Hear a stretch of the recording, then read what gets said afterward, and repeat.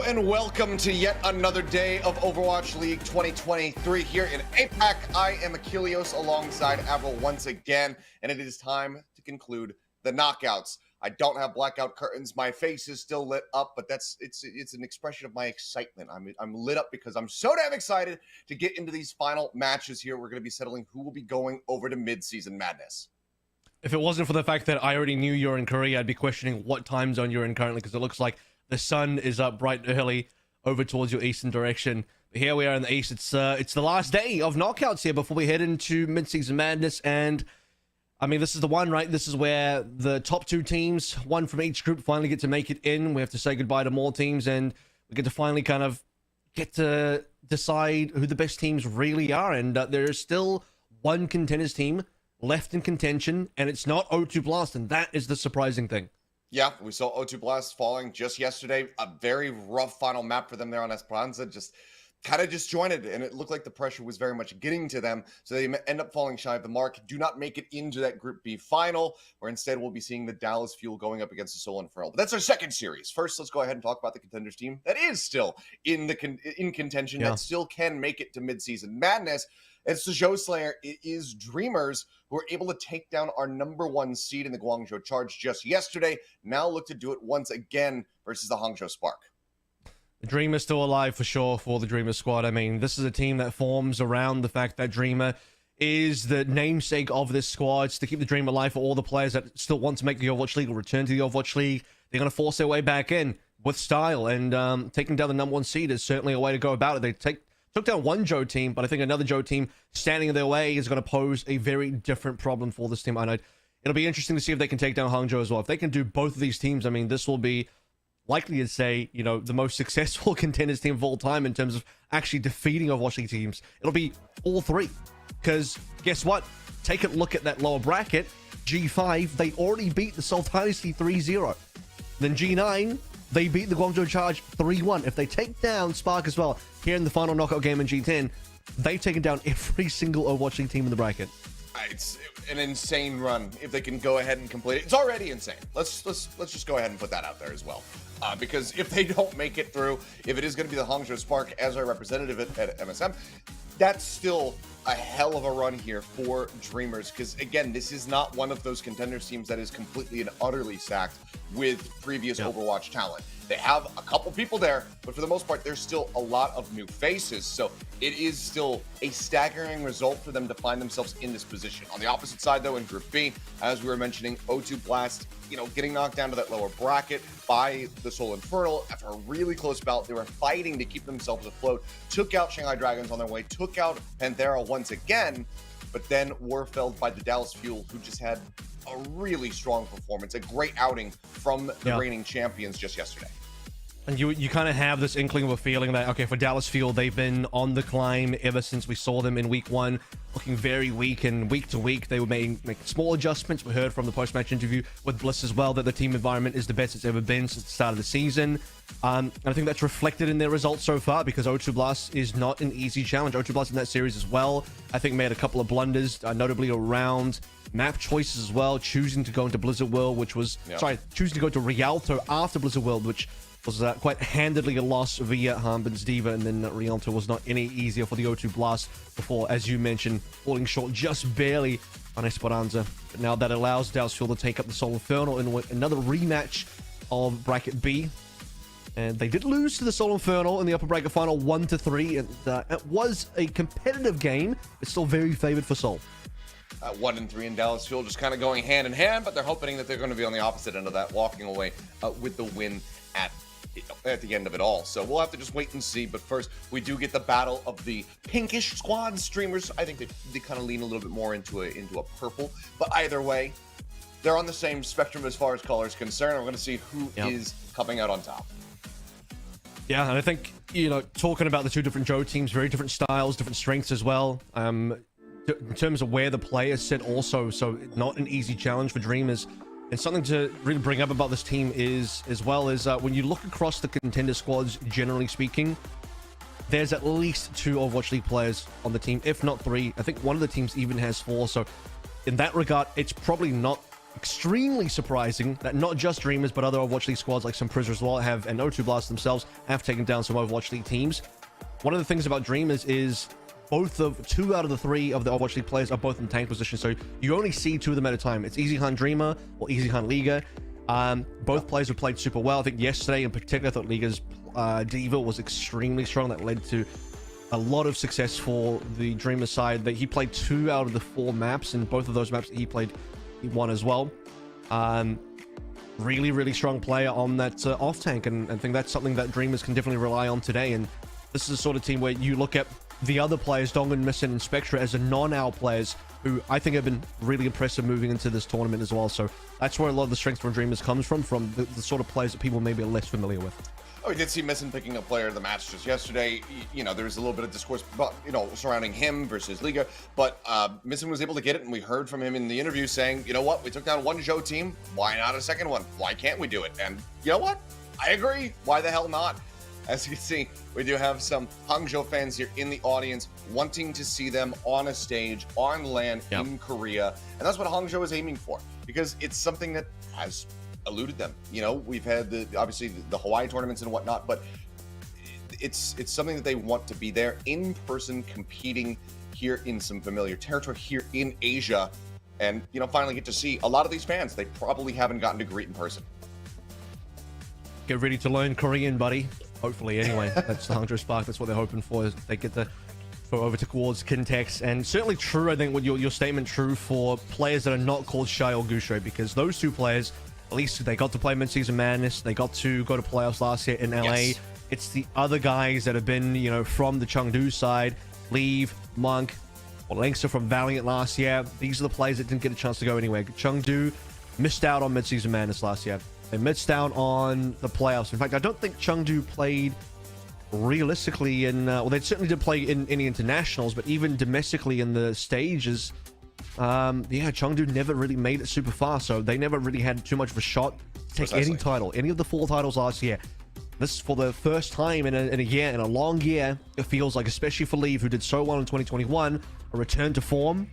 And I think Hangzhou, you saw some of the best of Hangzhou last week when they got that reverse sweep versus the Guangzhou Charge, and that really speaks well to Hangzhou's strength coming into this final.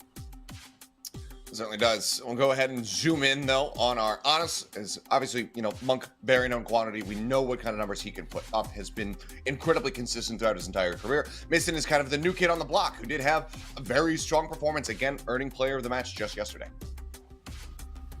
Yeah. And Mason, fair enough. He had some decent individual plays yesterday. I think things will need to be stepped up a little bit even further today. Farway, I think, on the opposite end, when Missin was up against the Guangzhou Charge, Farway also had a very good performance, and I felt in the earlier 2 maps, Farway actually had a better performance. Missin started heating up towards the end.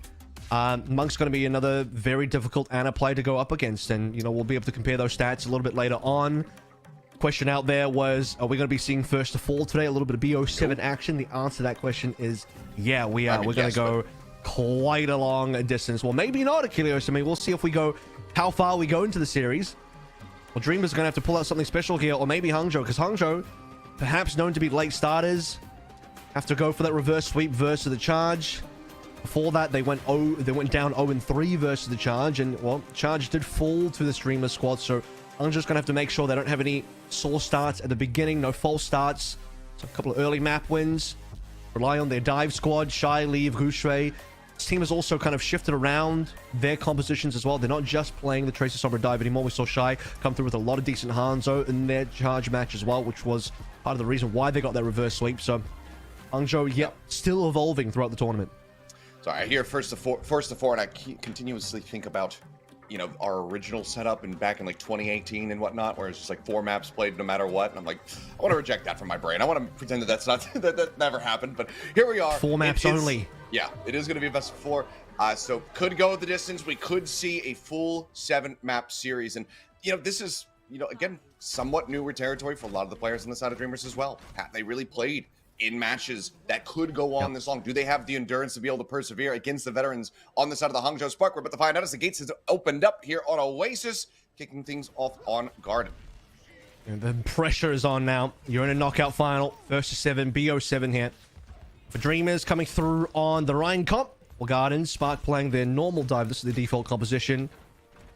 Nothing special from the Spark so far, but they are going to be late onto the point as they're just going to wait for point to unlock. No need to rush this one through. Shy needs to do some advanced scouting to find dive targets for Leave and Gooshway to land on. Monk playing very disconnected from the rest of the squad. Should they be able to get on top of him, that could be very dangerous, but Leave has already found Missing in the back line. Taking down the player of the match from their opposite series. Now, Easy Han as well, going to be felled. Leave starting to pop off. We were wondering, which Leave are we going to be seeing here today? Took them a while to warm up in their last set to get them here into this final versus the Guangzhou Charge, but so far, very good. It's already going to be at 70% towards that pulse bomb, and Hangzhou Spark grabbed the point first and foremost. Talk about disjoined as well. Dreamer dropped to the low ground. I believe he went chasing after Monk. The wall came down from Spectra, perhaps to try and lock in Monk so that Dreamer would get that kill, but the fact that it actually locks out Dreamer from helping the rest of the team, and that allows the backline to be taken apart. Spark, patient, took their time, didn't allow the point to be capped over for Dreamers. And now they'll try and maintain that slight ult lead. 61% for Shy is decent. They're going to be forced to recall. Pulse Bomb nearly built up here for him as Missing tries to stay alive. Just pushing up, getting up into Goochway's face. Bubble going to be broken down. He continues to go lower and lower, but looks at the healing. Doesn't manage to come through. Pulse Bomb this time not going to find the kill, but Lee will still be able to get Missing in the back end. Shy gets some headshots across to take down Spectra. Good damage being dealt. Dreamers just now desperately trying to pull back where before they were occupying the point. Now it's a full retreat, but Dreamer's still going to get caught up for an added bit of stagger here onto the tank. Yeah. It's a huge stagger as well, because just as Easy Han revives, Dreamer goes down. That's about the maximum stagger you could hope for. The worst part about this for Dreamers is they're locked in for this composition for a little bit. I mean, they're kind of stuck on this one. Once you lose 2 fights, your ultimates are starting to be built up. No one's below 60% here for Dreamers, so they'll be giving up quite a lot if they change. They're going to have to lock in for at least 1 more fight, if not 2. Big EMP. Yeah, EMP finding 3. Immortality Field was thrown down, but still the damage is going to be good on the back end. Looks like Donghun actually wasn't sat inside of it, so ends up getting taken down. Missing and Easy Han both now falling to the hands of Shy, as it's just going to be a complete and utter extended team wipe with Dreamer dying last. 80%. It's final fight territory. Double support ults here for the side of the Hangzhou Spark. You can tell the Dreamers are just not comfortable in this composition to play up against this level of dive on this map now where they're falling behind. Shadow opportunity here.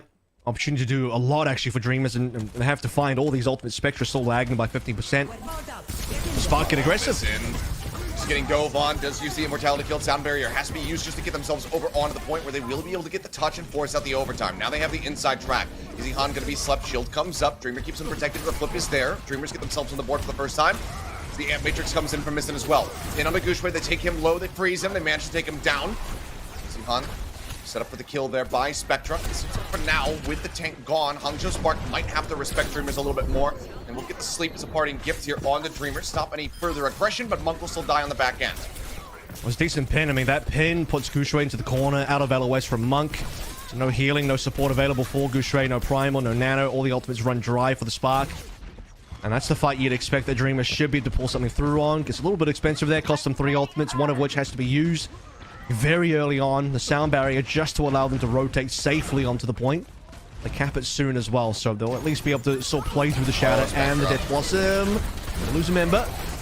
Taken down immediately. Now the EMP on the back end here. Anti out on the Dreamer, and the Shatter just not even going to get the opportunity to use it at all. It's a team kill, the flip. Very much the round going to the hands of Hangzhou Spark. Good little run back there from Dreamers where it looked like they were going to get 100-0'd, but unfortunately cannot hold it for too much longer. 51's all they get. We'll go into the second round to see if they can extend this to 3 of Oasis. You can tell that, you know, Spectre had no interest in even trying to save that point. They didn't swap the Tracer, didn't swap the Sombra. They know it's over. Not enough members would have respawned anyway for Dreamers, so they have to accept their losses. I think that was, unfortunately, the only real shot for Dreamers to take that round away, in my opinion, was to win the opening neutral.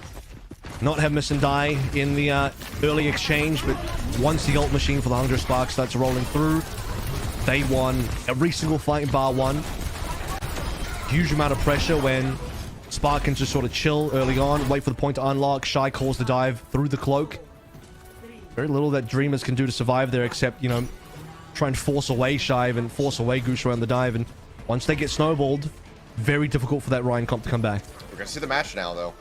As we go into mirrored composition territory, Spectre over onto the Tracer to see how he fares. This has been a pretty exciting matchup, in theory, to see how they're going to perform versus Leave. For now Hangzhou Spark again looking to just kind of disconnect. That anti-connects onto both the support line. They desperately want to get the kills here on the side of Dreamers, but unable to find them so far. Hangzhou Spark, however, still backpedaling, staying together as a unit. Shy occupies the point in time being. Looks just harassed from the flank. Donghu now are going to be the first one to fall, but now Monk going to be taken down. Gushwei as well. Felled. Lengza eliminated, leaving just the DPS players here on the side of the Hangzhou Spark. Leave with all of his magic on this Tracer. I don't know how much he's going to be able to get done, and the answer is going to be nothing. Spectre will just go ahead and pop him on the nose. Cap was there initially for the Hangzhou Spark, but they're going to lose it very quickly. Strong change of pace there, and the pace really for me starts with the misenvironate onto the back line of the Spark. Really forces them to be defensive early on. I think Shy was the only one that did not go down there as well, so he's still sitting on 0 deaths from also the previous round going into this one. He's the only one that made it out alive in that early fight. Look at the nano difference, though. Missing already sitting on that. Monk still trailing. And even with the early pick there on the Easy Han, Hangzhou Spark haven't really gotten themselves onto the point. Nano now going to be invested, goes over towards Dreamer, but the Sleep Dart will be good. Monk's putting him down for a nice little nap. Spectra harasses her on the backside. Pulse Bomb goes across, but it connects on a Gushwei. It's not low enough to actually find the kill. And they get the follow-up hack, and Shy will take him down. Big Anti goes across, managing to find 3. Langza getting whittled away at, goes lower and lower, but looks like he will be able to survive. EMP now going to be used solo over on a Dreamer, but does set up for the kill. 42% right now for the side of Dreamers. As Hangzhou Spark still look to get this flip. For now, the point going to be unoccupied. Easy Han pops in there for a brief little moment. Just trying to delay. Now the EMP comes across. Shy gets caught up, gets taken down. Easy Han finding the kill. Way to follow up hack target, but does persevere, does survive. Now as Nano now has the primal. He's looking to threaten with lead diving into the back line. They will be able to find Missing. Monk down to about half HP. Gushwei, however, threatening, finds Donghu, and that's going to be both the supports taken away from the side of Dreamers. Point has been flipped. Spark in control, now moving up to 24%. Dreamers likely going to have to go for a bit of a reset, especially as Dreamer dies. Yeah, Link's a low HP there. If he goes down, that would have been potential for comeback on Dreamer's side. Dreamer could have popped the primal there as well. But maybe not. Was he hacked for just briefly enough moments from not to go for the primal?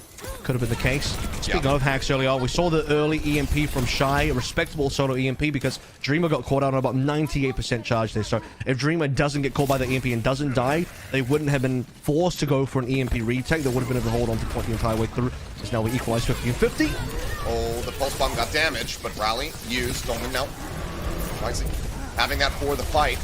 Gushwei goes in with the Primal Rage, just looking to juggle them around. Green HP still getting pushed out here, keeping Missing alive in particular. Pulse Bomb stick now goes across him with the anti-in. They cannot save Gushwei. He's been taken down. Hangzhou Spark holding the lead for now. Still have not surrendered this point quite just yet, but Dreamers feel like they should be able to persevere here. Shy will be eliminated. Spectre finding the kill. Donghun gets the better of Lengset. Now Monk is gone. Dreamers will be able to convert this into a point flip. Super strong performance by Spectre there. Finds the Pulse Bomb onto a sleeping Gushwei off the sleep dart of Missing. And beyond that, then gets the solo onto Shy as well, taking down his translocator. Interesting decision by Gushwei, by the way, to pop Primal, then direct that Primal over towards Dreamer. Would have felt like, you know, find the backline first, forget about Dreamer, go for Donghun and Missing. That would have been the winning play. Both our EMPs look to become available in the following fight. Nano online for Missing. Monk will have his very soon. This has to be defensive by Spark now. Super aggressive here on the side of Dreamers. Sleep is across. They're going to try to set up the kill and leave, but it's just not enough damage. They can't do enough. Now the EMP right into the faces. The support line broken down. Shy. Gushwei, however, will fall, so it's potentially winnable. EMP on the back end. Nano invested from Monk to try to keep Lengza alive.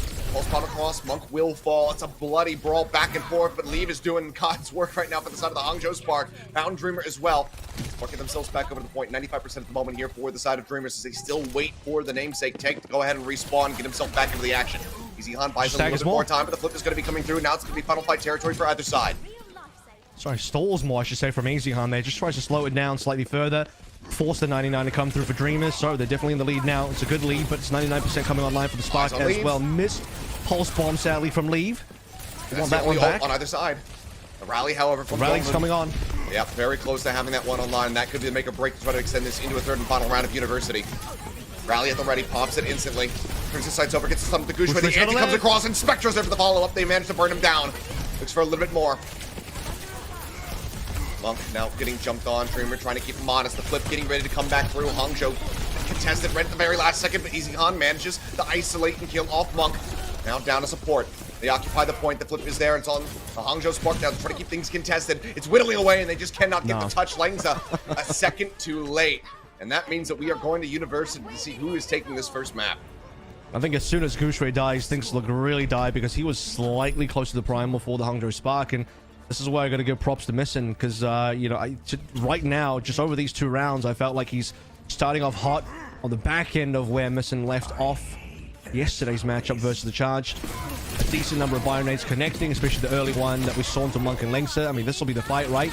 Early neutral that connects on the Monk and Lengser really puts the pressure on the Spark, and further beyond that, lots of sleep darts, lots of further Bionades onto Gushui, especially the one towards the end that actually managed to get that kill onto Gushui. So, I mean, that kind of pressure is real. Monk's also been hitting some decent sleep darts, but we'd like to see at least coming through the neutral much quicker nano charge, because Missing had that nano way too quickly compared to where Monk was. Well, the back over onto the Brawl, but University definitely lends itself to this playstyle more so than we saw on Garden.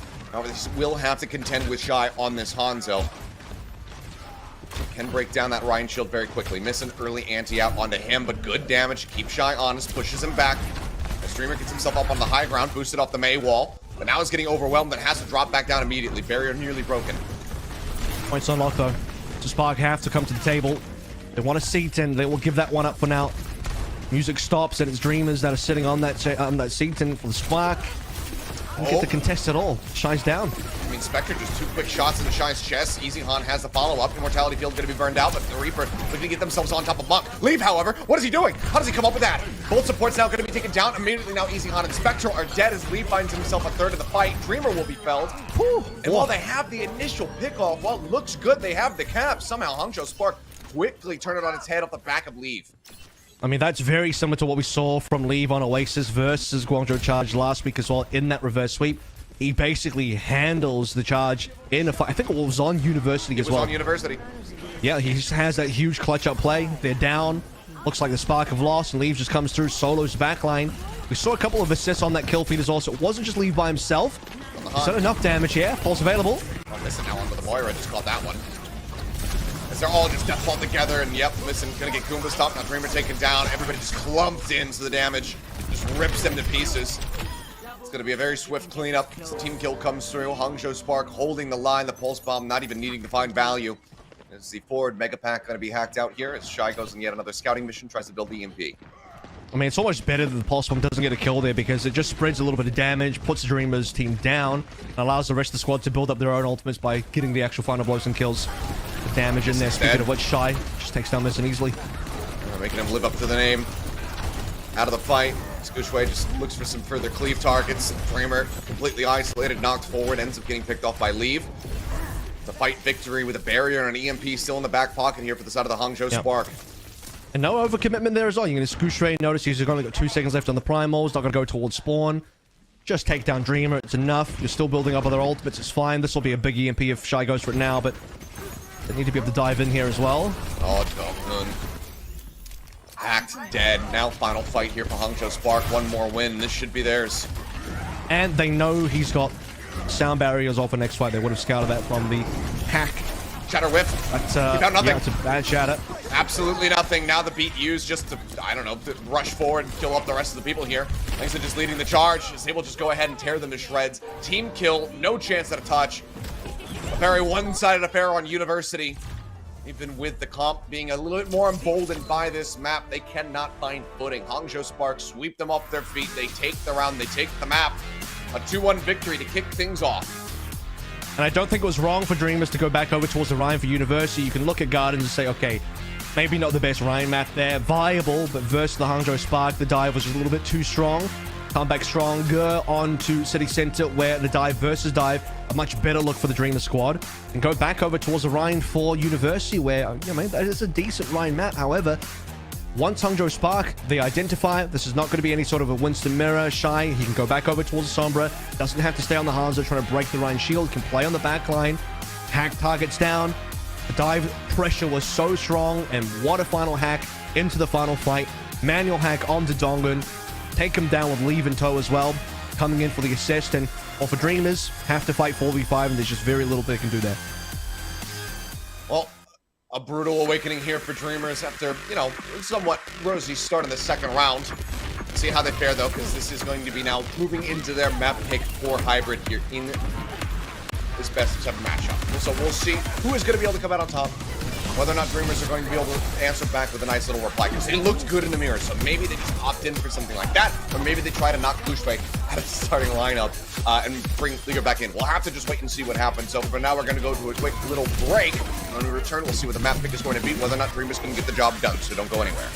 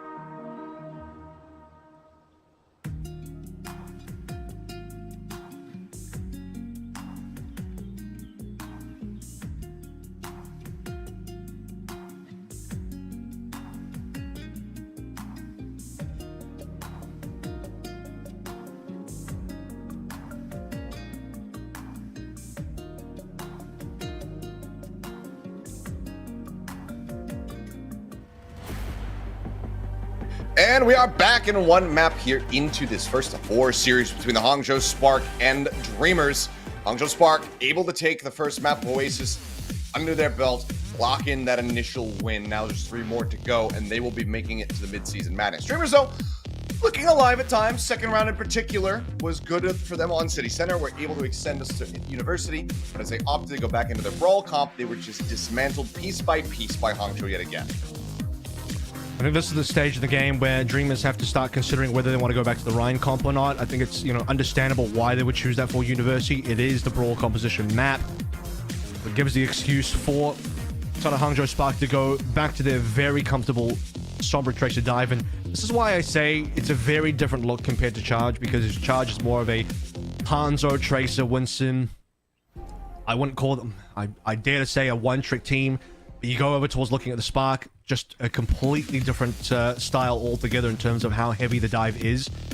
As we see the difference in Tracer here. Now, granted, 100% Spectre didn't pulse play attach. that. Spectre didn't play that much Tracer. He played One map. Tracer only on City Center, then May the rest of the time through. So of the 3 rounds, he spent only 1/3 of the game time on Oasis playing Tracer, whereas Lee played Tracer the entire way through. And the 100% pulse bomb attach rate, I remember the pulse bombs on City Center was 1 pulse onto a sleeping Goose Ray and maybe another pulse elsewhere. That would be about it. Very similar in terms of final blows. It's quite interesting. But the 1.6 deaths on Leave is quite incredible when you look at that stat line. Yeah, I mean, again, this is all per 10 minutes, so obviously Leave with a longer exposure time, it's going to kind of whittle away at them, so it does make sense that they're going to be somewhat balanced in those regards, but it still does show a very good performance from Spectre overall, but the biggest thing is, 1.6 deaths across those 3 rounds. Leave was just an absolute unkillable menace. Not only just unkillable, but clutch factor as well, turning fights around in losing situations, which I don't think Spark had that many of across University and Gardens. It was mostly City Center that looked a little bit more frail. And the choice now for Kings Row, which is actually not a very good Tracer Sombra map, especially on A.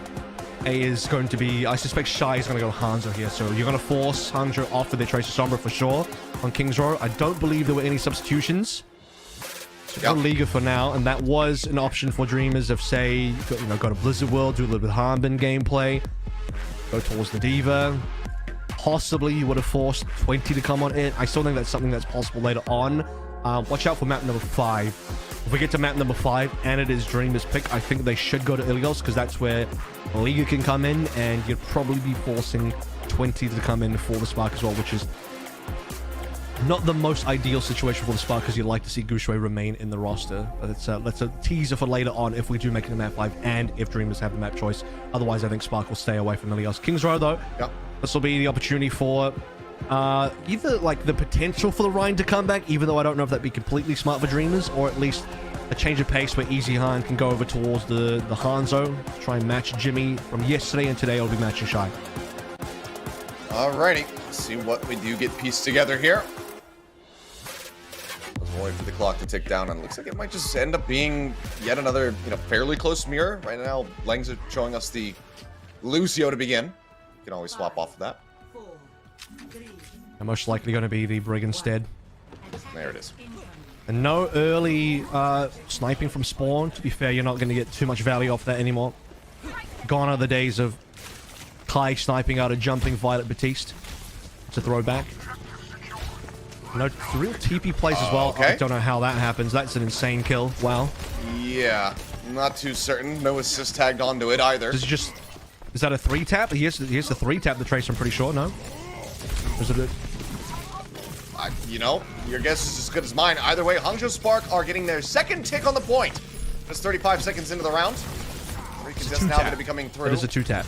Okay, well, lob out. From Monk not finding too much value there, but Easy Han going to be forced off the high ground. 76.7% are going to be built up here onto the point. Dreamer having to leap away. They do get a nice reveal here through the hotel. Goucheway still going to be kept nice and healthy here by Monk and Langza. Monk, speaking of which. Okay, does get taken down. It costs a Spectre though. Shy gets the headshot. Dreamer now eliminated. And even without one of their healers, even without Leave, it feels like, Hangzhou will be able to just go ahead and push through and get this cap in the end. Shy stopping. Letting Missin try to drift over into his crosshair, but not quite going to happen. But it's still going to be a 5-15 time bank as they can begin to push. And this is a catastrophe. To be fair, Hanzo is it gets a little bit weird when the other player's actively dodging, and then at that point, you wish the projectiles were a little bit quicker. I think a lot of the early pressure does come through from the fact that Monk just solos Spectre, and it's a weird kill. And sure, you do have to hit him twice, but during that time, it's damage over time. Spectre could easily recall out, get a little bit of healing, do something. So it's a really strange death. Hunter Sparker rapidly building towards ultimates. Once again, the Missin does match. Perhaps we'll see it in a future replay package. Either way, for now, we're going to look to hold the line. He's locked into position here. Nano going to be used to try to keep him alive through that pulse bomb out from lead. Pulse bomb from Spectre as well. Not going to be finding too much value. Dreamer into the back line with the primal rolling. Just looking to knock away the healers, but no kills are going to be found. And in the meantime, Lead gets himself into the back line. Manages to find Donghyun. Maybe we'll finally be able to strike him down, but now Easy Han will join him in the grave. So that's 2 members gone, just the one for the class of run back speed to the side of the Hangzhou Sparks. So I think he was missing. Oh, okay. Sleep Dart there. Missing, still having to backpedal Dragon Strike to really force them all the way back over towards C behind point B. And the cart can continue to glide forward. I would have said the Dragon Strike is maybe a little bit too aggressive there. Okay, you force the Dreamer side back, but this isn't the important fight yet because the payload is not close enough to actually confirm the cap. Decent pressure onto Dreamer nonetheless. Force him to go backwards. And now the counter Dragon Strike from Easy Han. I think Chai just screwed up build of another one fast enough. Quarter of the way there, but yeah, answering Dragon Strike here from Easy Han, just trying to give themselves a little bit of breathing room. So they force Hangzhou Spark back a little bit. They get a bit of a foothold here around point B. Dreamer comes down off the top rope, is instantly knocked to 60, bashed around, stunned, and killed off. And just like that, Dragon Strike seems a lot less necessary, even though Shy is already halfway there. IMAX Shield will be coming through, but the anti comes across, and the rally is canceled nice and early. Missing going to be taken down. Spectre able to find one with the pulse bomb, gets sort of lengths up, but just not nearly enough. Cap comes through, 4:45 as we begin the final stretch.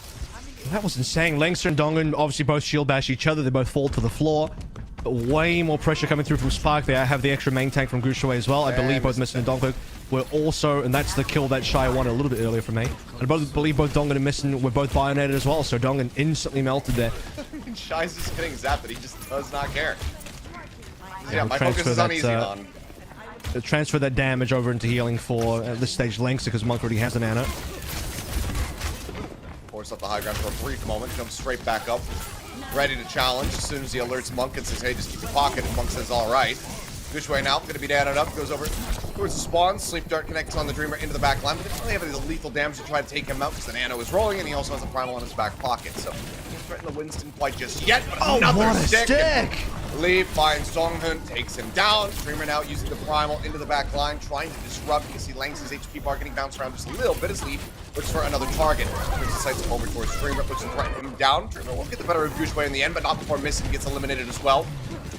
Making sure that these supports can't play together, but Spectra, what a pulse bomb, might just save them here on the defense.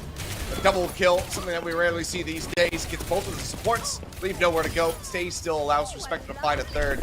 It's a massive opening to go ahead and give them a little bit more stability. That's humongous from Spectra after the early loss. Leaves sticking Dongan down, 5 versus 4. Dreamer trades Gushui, which is really decent.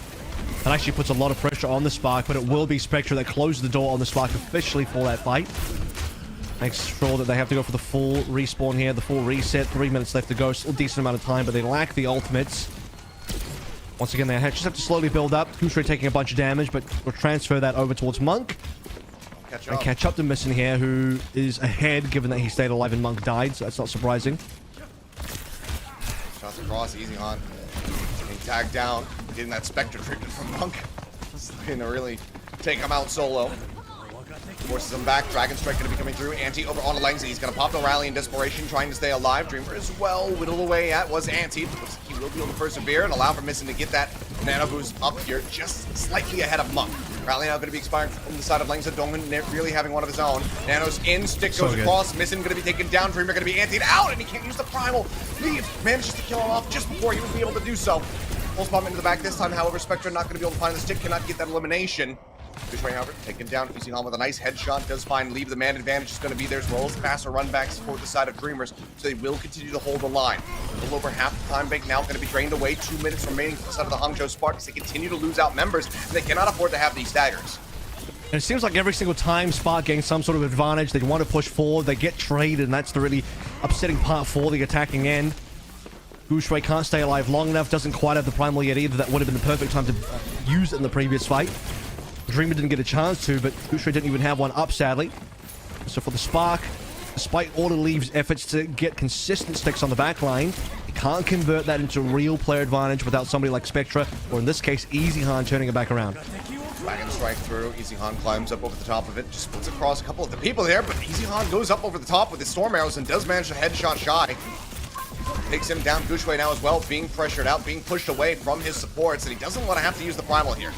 Waits it out, gets that leap off cooldown, manages to make his way back out to safety, but now a minute remaining. This has been fantastic time buying from Dreamers. It's even better due to the fact that there's 3 ultimates online for Dreamers. Aggressive primal though. Okay, well Dreamers will have to lock in this fight with it. Pops the Primal to try to persevere and stay alive, and he does so. And now the cleanup is looking great. Leng's a dead, Shy gone. Spectra on the hunt, looking for another target here. Looks like Gushue will be able to slink his way back into the spawn room and keep himself alive. Leave as well, tucked into the corner. There is a problem, though. Safe. The issue here is that Dreamer spent 3 ultimates for that, and Spark managed to save 3 ultimates, so there is going to be a slight ultimate advantage. Given that Dongan and Missin are about to catch up here, that slight ultimate advantage is not going to be as huge as it could have been. But Halo distance is slipping backwards, so even if Spark win this fight with 3 ultimates, they still have one more fight left to play through. And Primal now out from Gushue. Sleep Dart from Missin, not connecting. Shy finds Spectra.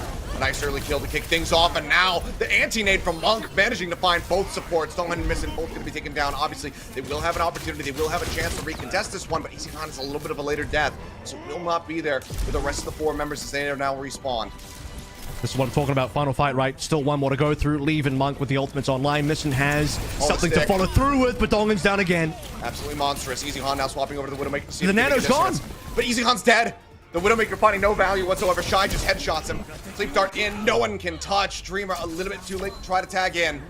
It's going to be an overtime push, but they make it to the end, so at least extra innings will be there if Dreamers can have a successful push. Oh my god, I'm going to have to check the gameplay footage again, but I'm pretty sure Missin applies the Nano to Dongan, but not in time to actually save him. There was a slight, just a few frames in there with a Pulse Bomb stick gets the kill. It's not going to be this fight. This will be the double kill from Spectra, so this is definitely... I thought it would have been a shield bash from Monk diving into Monk. Sorry, a shield bash from Lengths diving into Monk, but no, they just stacked up together. I just watched it back. You're absolutely right. The Nano was used on the Donghun, but the Pulse Bomb exploded before he could get empowered by it. So ends up getting taken down, and that is catastrophic. Yeah, absolutely, because now you lose both ultimates, really, because Dongan used the rally a little bit earlier, and then you lose the only other ultimate that would have saved you here. I mean, dude, the Nano would have been so important. So, I'm pretty sure the Nano should have been applied. There was Dongan maybe too far away. I'm trying to... No, he was right. He was standing very close to Missin.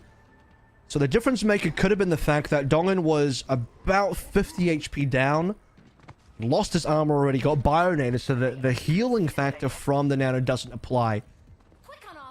And I think that's enough. Yeah, if you do the maths out, 150, even with the Nano on, that gives you a 300 effective HP. That's not enough to survive. That's correct, yeah. So that'll do it. The 50 HP difference is what it takes. The Nano did apply, but dies anyway. An unfortunate set of circumstances there for the side of Dreamers, but now this push is in their hands, and if they can finish with a decent time bank, it could force the Hangzhou Spark into a draw position. Let's see if they can get it done. As for now, they will begin the push. Spectra again getting tagged low, but he's doing a decent amount of damage. A third of the way towards that Pulse Bomb. We've seen just how important they are right now in establishing footholds and keeping yourself in the fight. Supports corral together. Dreamer taking a nap, and oh yeah, I mean, it's just everybody in the kitchen sink throwing a Dreamer to find the kill, but they will also be able to answer back there. On to Gushue. EasyCon finds Shy. Deal with Leaf, deal with one of the supports. Should be in with a pinch to go ahead and get this cap. Leaf doing his damn, just dashing around, recalls out, trying to track him down. Still playing elusively, but now with nowhere else to go, he will end up falling, and Dreamers will get themselves here onto the point. We'll see if there can be a retake here. Gushue finally respawns, but Monk is a little late. Leaf's not going to be part of the retake if they do go for it. Gushue is trying to position himself, but I think he knows it's too late. Yeah, too late. Very similar time bank to start things off. A fantastic take. Oh, he's dead, man. Yeah, and they get the punish. Wow. Too far forward. I mean, he was in position. It seemed like Spark were not sure if they wanted to retake or not, because Gushue was gearing up for it. He was putting himself in a position where he was thinking about leaping in. Then as the team decides, no, don't go for it, don't do this, he's already too far up. He burns the bubble. Possibly the jump was gone as well. And EasyCon just runs in. EasyCon's been playing pretty monstrously on the Hanzo today, and given the fact that Spark typically get these first bloods, EasyCon responds in kind of me. This guy's been able to turn fights around where Dreamers are down 4-5. Near miss there on the Pulse Bomb. Could have had a 2-for-1 special yet again from Spectre. Leaf gonna be dumping his, does find EasyCon. The pressure peeled off the Streamer. Nano's gonna expire. He's still in a bad spot, and Leaf manages to hound him down for a second kill in the fight.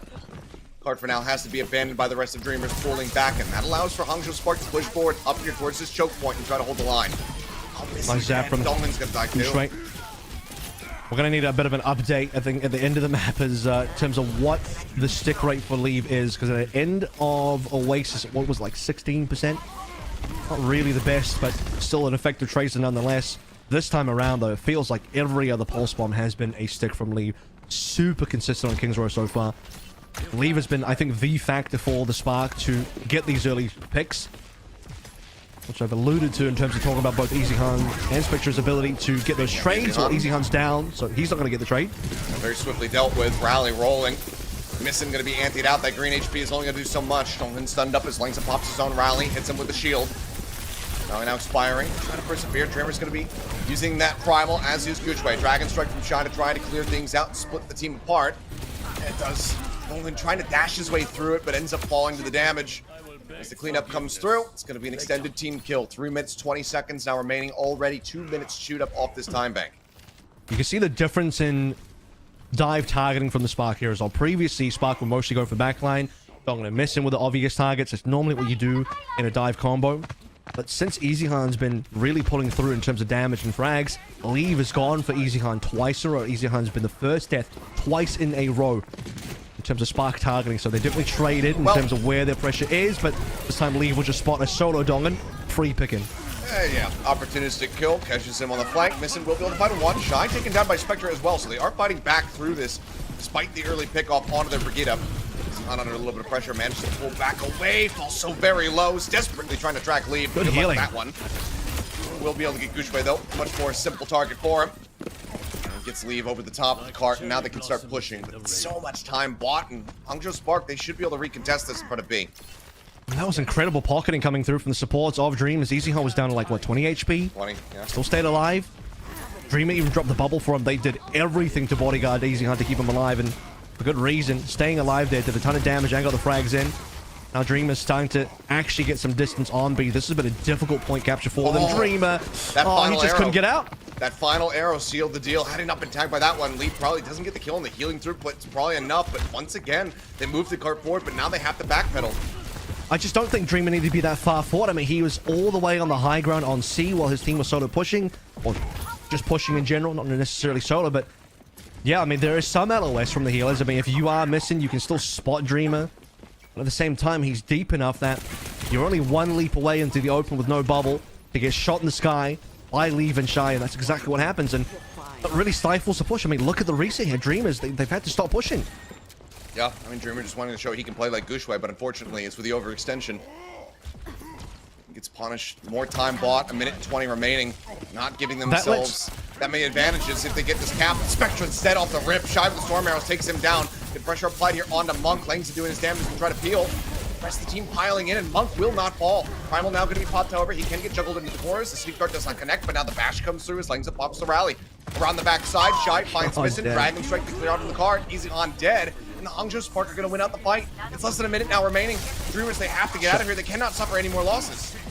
Shy's just sneaky dude. He's on 37 HP, still gets an angle to miss. And I was going to mention before the fight started, the fact that Dreamer gets picked out one full fight ago now, that actually allowed Monk to find a nano in time to match Missing. Now, Monk didn't end up using the nano there, but it could have been a difference maker in the last fight. It will be in the final fight now with less than 40 seconds remaining at 35 here. Spectre tried to get the early pick onto Shy, but the pulse bomb will go right. Leave, on the other hand, though, he's been pretty stellar on the pulse bombs. Been noted. But Donghyun, a regular target of this, has that rally. If it gets canceled early, oh, it could be a catastrophe, but it already is.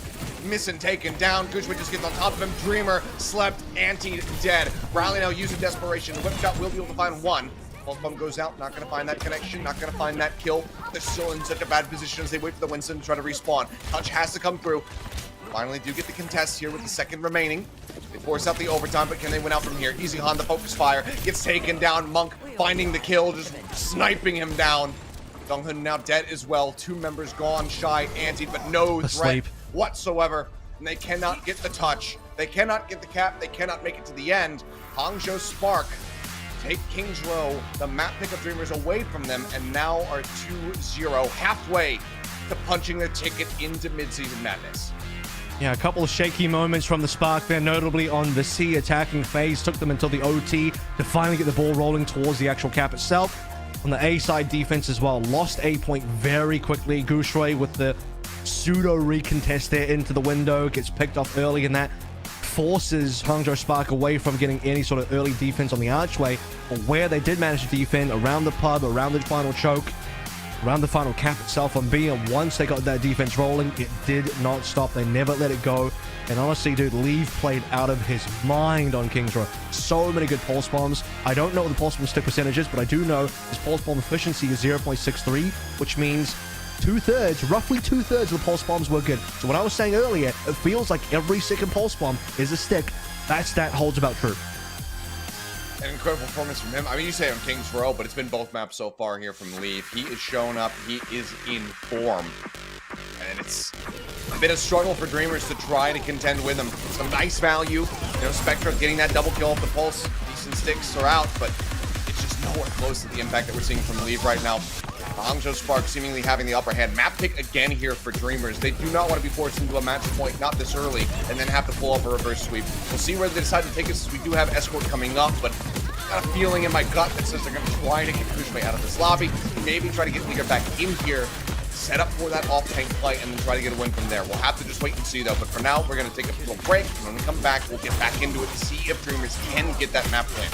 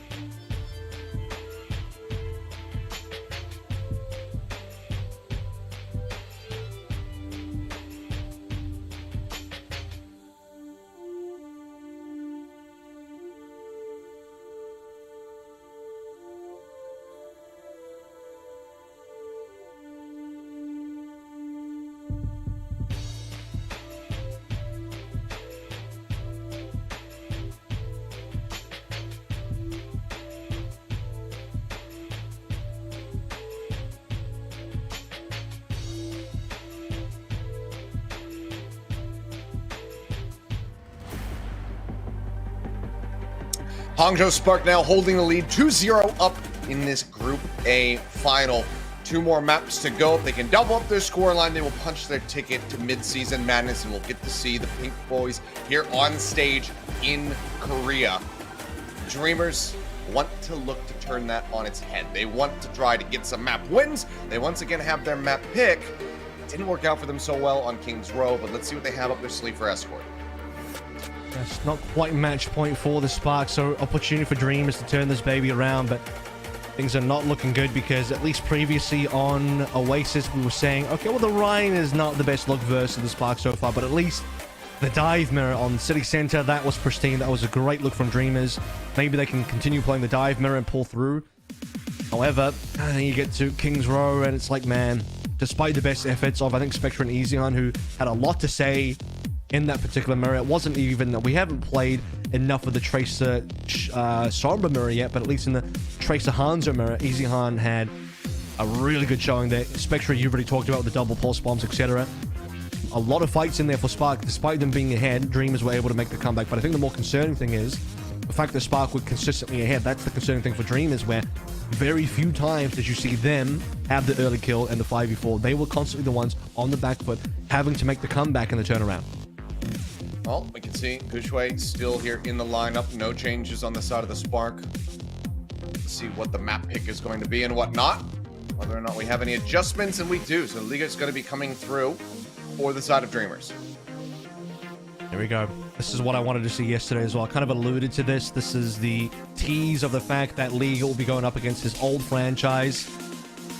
I've talked about the fact there's 3 Overwatch League players on here. Easyhan, Dreamer, and Liga. Well, what team was Liga on in the Overwatch League? He was on the Spark, and he only played, correct me if I'm wrong, 1 map? King's Row last year, I believe, was it? King's Row last year for the Spark, and that was about it. Was it the year before that, actually? Yeah, because he didn't play last year. Yes, last year was all Burner and... God, who else was the tank on Spark? Gooseray, there we go. You had Burner and Gooseray last year, and the year before that, you had Liga as well. Speaking of Gooseray, get a bit of a look at the King's Row stats. Unfortunately, not per 10, but I can give you the per 10 anyway. It's decent. 4,000 damage was actually just below Dreamer by about 66 damage, so not quite lobby leader. Interesting that the tanks were the damage leaders there, not either of the Tracer players, who were slightly behind on 11,000 rather than 12,000. Either way, a strong performance.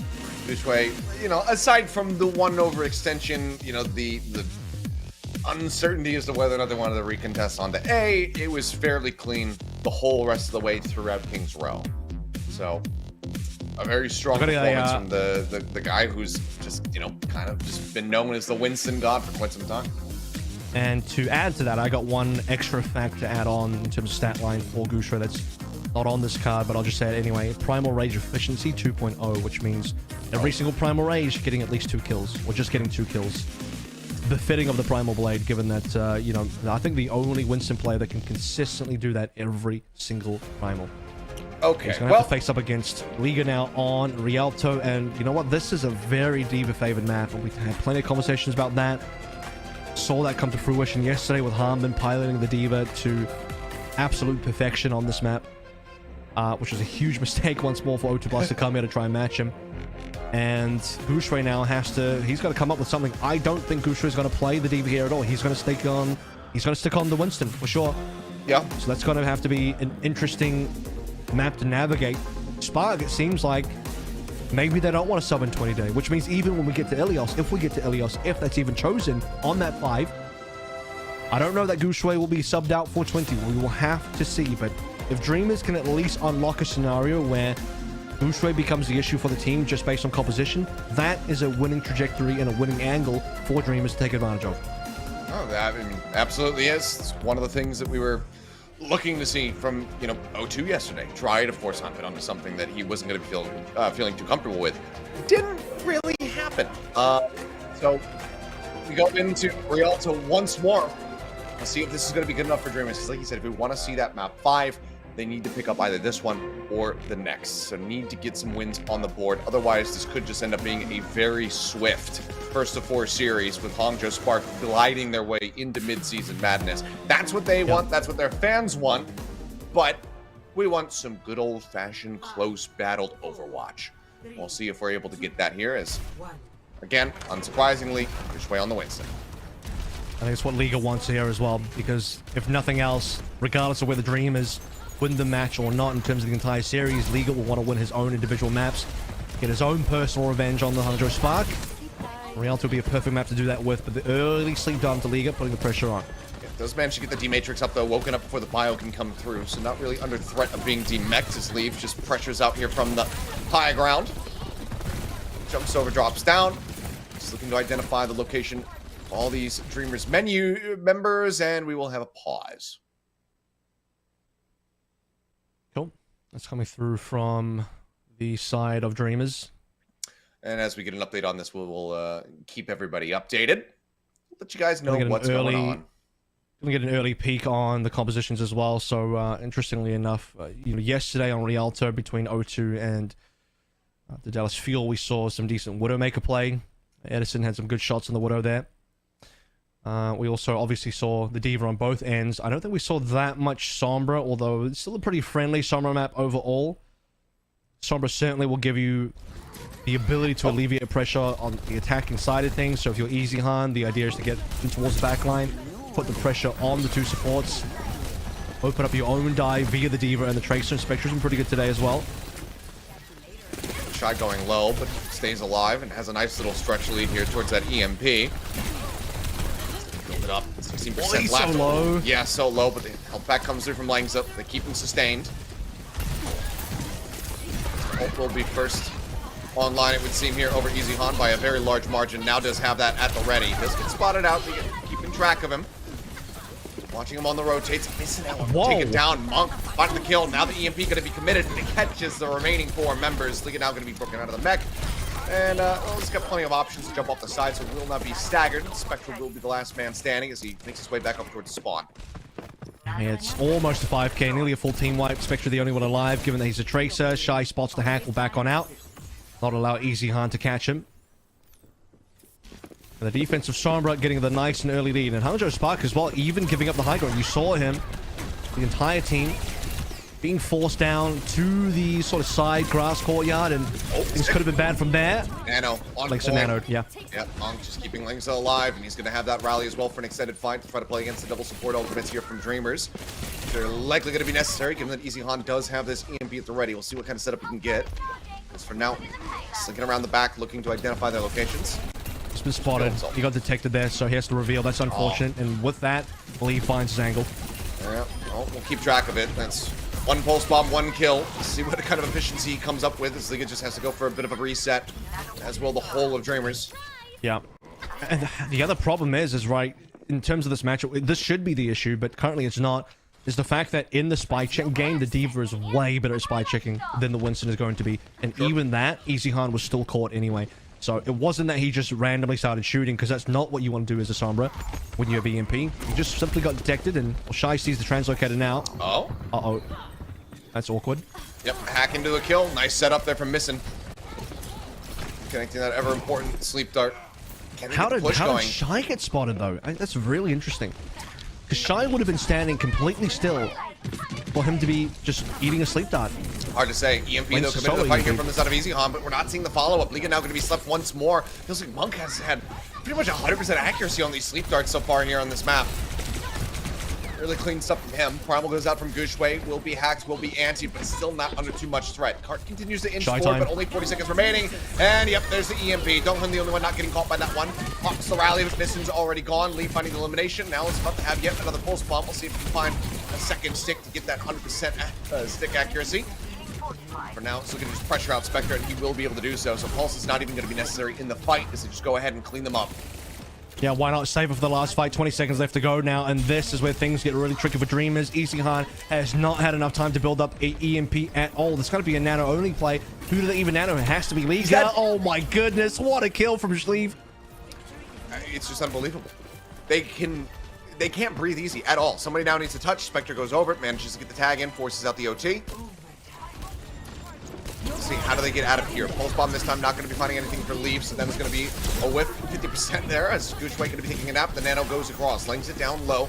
Healing comes in from Monk, they keep him alive. Double anti out onto Donghun missing, but the damage follow-up isn't there to find the eliminations. Cart again, inching forward, they keep it contested. As Leaf continues to slink around the back off this flank, trying to find a pick. Cart moving forward, contest is there. Goochway moves up, Primal 19% away from having that contest. Lobbing on the nade. Goochway going to be anti for the time being. Damage just isn't here. No one's focus firing here on the Winston to try to take him out. Liga now going to be forced out of the mech. Goes in for the self-destruct. Recall from Leaf. Dodges it. Liga gets back in. He's going to be safe for now. EMP going to be committed. Goochway anti-primal into the back line. They need the damage. It's Easy Han at range trying to deal with it, but Goochway's still alive. He's 2 HP. He's literally 2 HP. Cart contested, missing, dead. Rally rolling from Donghun. He's the lone support alive. Punk going to be eliminated. Langston taken down. This is their opportunity. It seems like with Shy dying and not being able to commit the EMP, they can get this cap, but good lord. How did Goochway live? He's still alive. He's still low HP.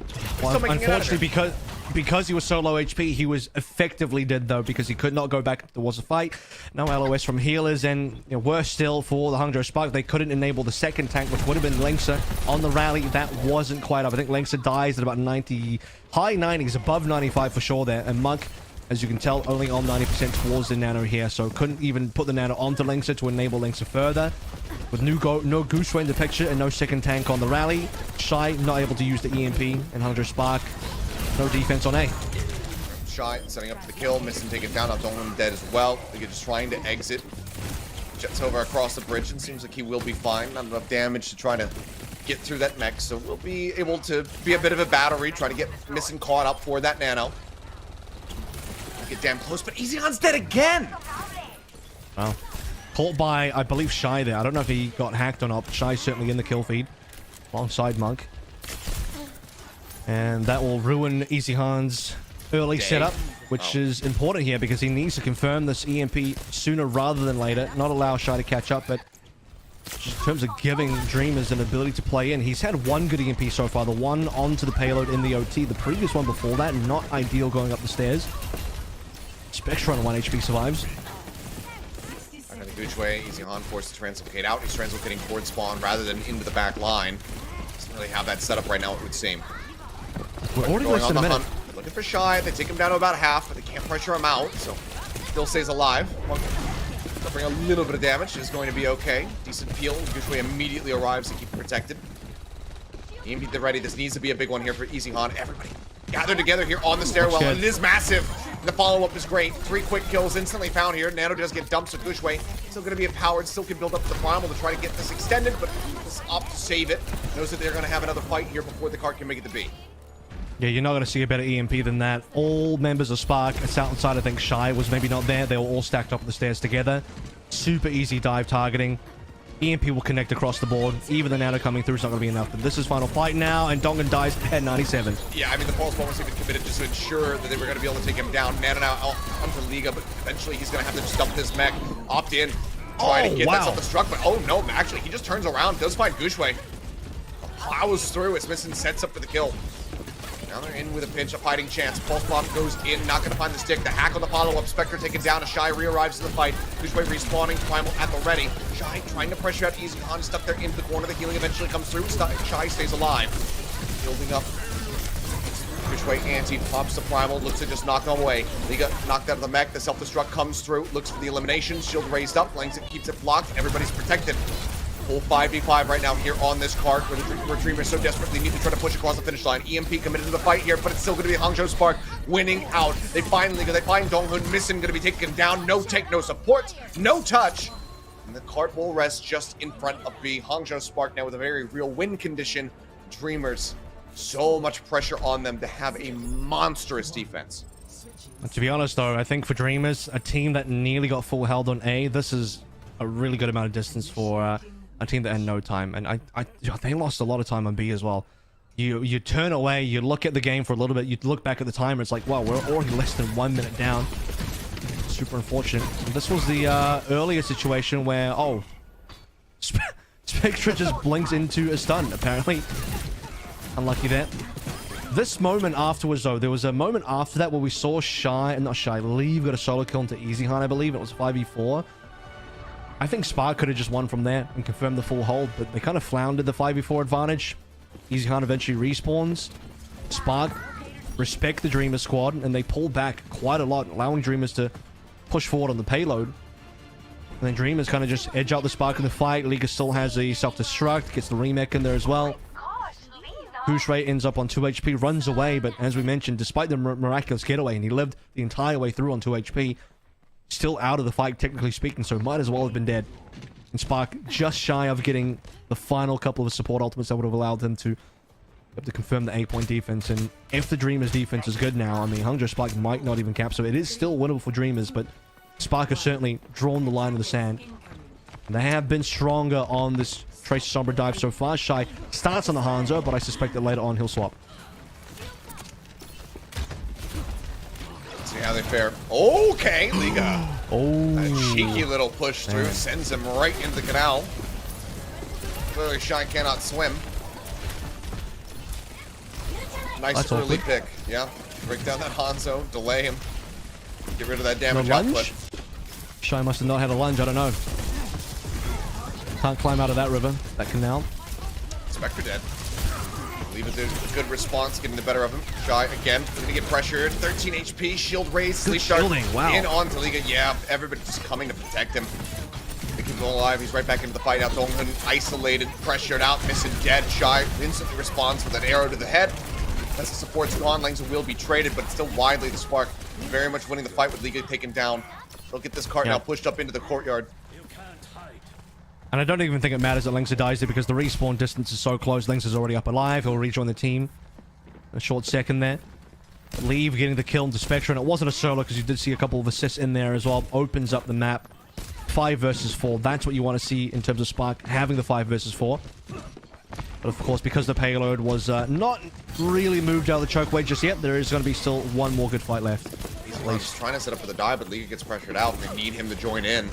Try to confirm the kill. Pulse bomb lob down, not going to find the stick. Missing dodges out on the damage.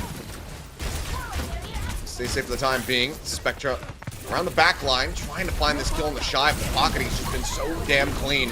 Man and out onto him as well, just to keep him alive. Pulse bomb will find Monk, but Leaf got 2. Langston got another. And that leaves Liga all on his lonesome, and he doesn't even get the touch to try to keep this card contested. So we'll just be taken out. The cap is there. 4.5 minutes is what they need to chew through. Otherwise, Hangzhou Spark are going to be moving up 3-0. He just gets both supports. I mean, a very cool nano onto Liga to try and push forward. Great save onto Shy's Hanzo from Monk nanoing the Hanzo as well. But it's like, while all that's happening, Missin and Dongan just get annihilated single-handedly, it seems, by Leave. No assists in that kill feed at all. And Spark get through 8. I mean, look at the time difference. Spark had no issues on that. Yeah, okay, Shy got pushed into an environmental early, but aside from that, it's cool. Okay, EMP goes across. They will find Shy, so it's an initial kill, but Leave is just taking the card. He's just running away with this one. Going for what would be the longest back cap that we've ever seen. It looks like Liga and the rest of the team suddenly getting a sense of this move over, keep it contested, but still 4 minutes ago, and he got so much distance off that push. And that just ruins the dive as well, because they wanted to keep diving forward. They get Shy down. They want the support too, but you have to go back for Leaf. EasyCon trying to get something done to the back line, ends up getting picked off. Shy finds another, Missing going to be taken out. Donghun will get one. Dragon Strike, however, cutting off their retreat paths. Spectre will find Gushwei, but as long as Leave is alive, it does feel possible. Shy dead, seems like finally the foothold might be established here for the side of Dreamers. He's going to be taking a nap. Great sleep. That saves Monk's life. Monk would have gone down there for sure. Wow. And now Leave in position to pulse bomb once again. Even when Spark look like they're losing their fight, they're not losing too hard. The trays are pretty effective here. The ultimate's look decent for Dreamers, though. That's something they can play with. Once again, Payload's in a good position because Leave was solo pushing that one for a while. Pulse still held, Nano out. Gushwei getting empowered. Another stick, another kill. Leave gets Missing. Donghun taken down. The back line continues to just get bullied out of each and every fight. Going back over, Liga has to just hold on to the self-destruct, go for a Hail Mary hold. The last few vestiges, the last few meters that they have remaining. The push is coming through, and they're still waiting for the respawn. Touch. Has to be. Maybe Spectra. And Spectra, he moves forward. Instantly chunked down to half HP. EMP at the ready. EasyCon, though, 73 health, has to jump away. They don't touch! Okay. Oh, they just can't contest. Clearly, the communication falling apart. As EasyCon has to leap away, well, Spectra was not ready, and Liga could not get there in time. Let me put it this way. Spectra was the one touching. He eventually has to recall out of there. You can't, a solo Tracer cannot continue touching for that long.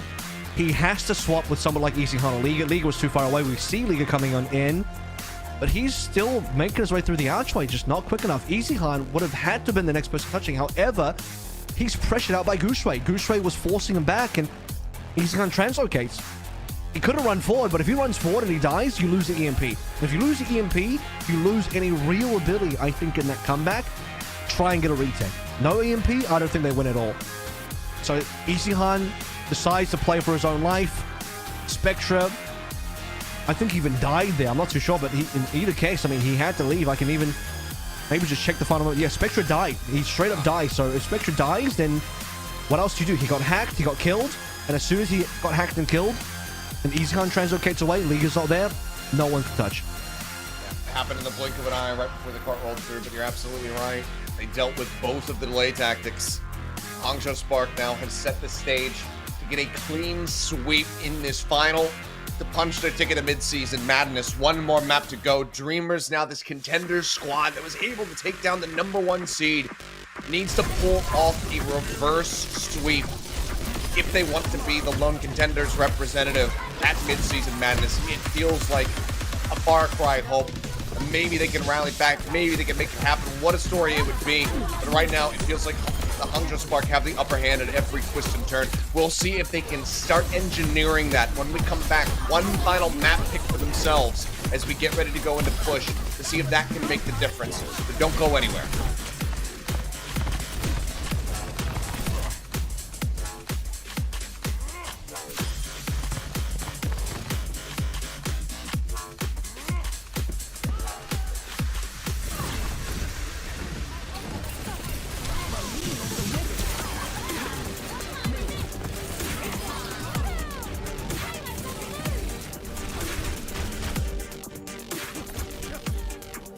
Close death is used.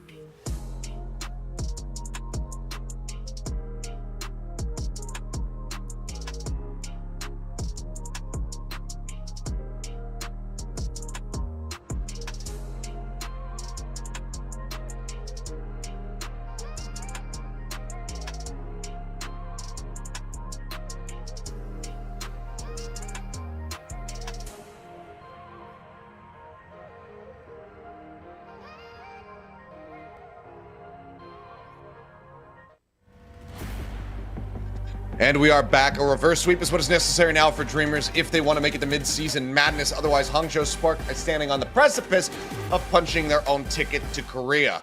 One more map is all they need, and they are through. And as we can see here, we are not having any changes whatsoever. They said, yep, this 5-man squad works. Gushue is farming today. So they will just keep rolling with what's been successful. I like it when Leave's not in his chair, because then you can do the leave left meme. Whoa, he lives up to his name. Now. He leaves. Leave leaves. I had that meme last year. It's no memery in terms of the gameplay, though. 13 final blows, 2 deaths. Woo! Good. Yeah, missed a few more pulse bombs here than he did on map 2, Kings Row, but still effective nonetheless. I mean, just couldn't nail them down. Lowest deaths by far. And no surprises, the kill lobby leader, the only person on double digits for final blows. Everyone else is below 10. Next highest is Shy on 9. So, yeah, Lee was kind of blowing everyone out of the water there. In terms of backline pressure, Dongan and Missin both died 10 times. Monk and Lynx are only dying 4 times each. And that's the difference that Lee and Shy were putting onto that backline. Consistently, Lee was just taking down Dongan and Missin. I mean, you remember the fight where Hangzhou, they were in a full, I don't know, skirmish fight with Dreamers, and in the background, in the kill feed, Dongan and Missin both just completely dead to Leave's hand. As we head into what could be our last map, Colosseo. Eager is subbed out. Dreamer back in.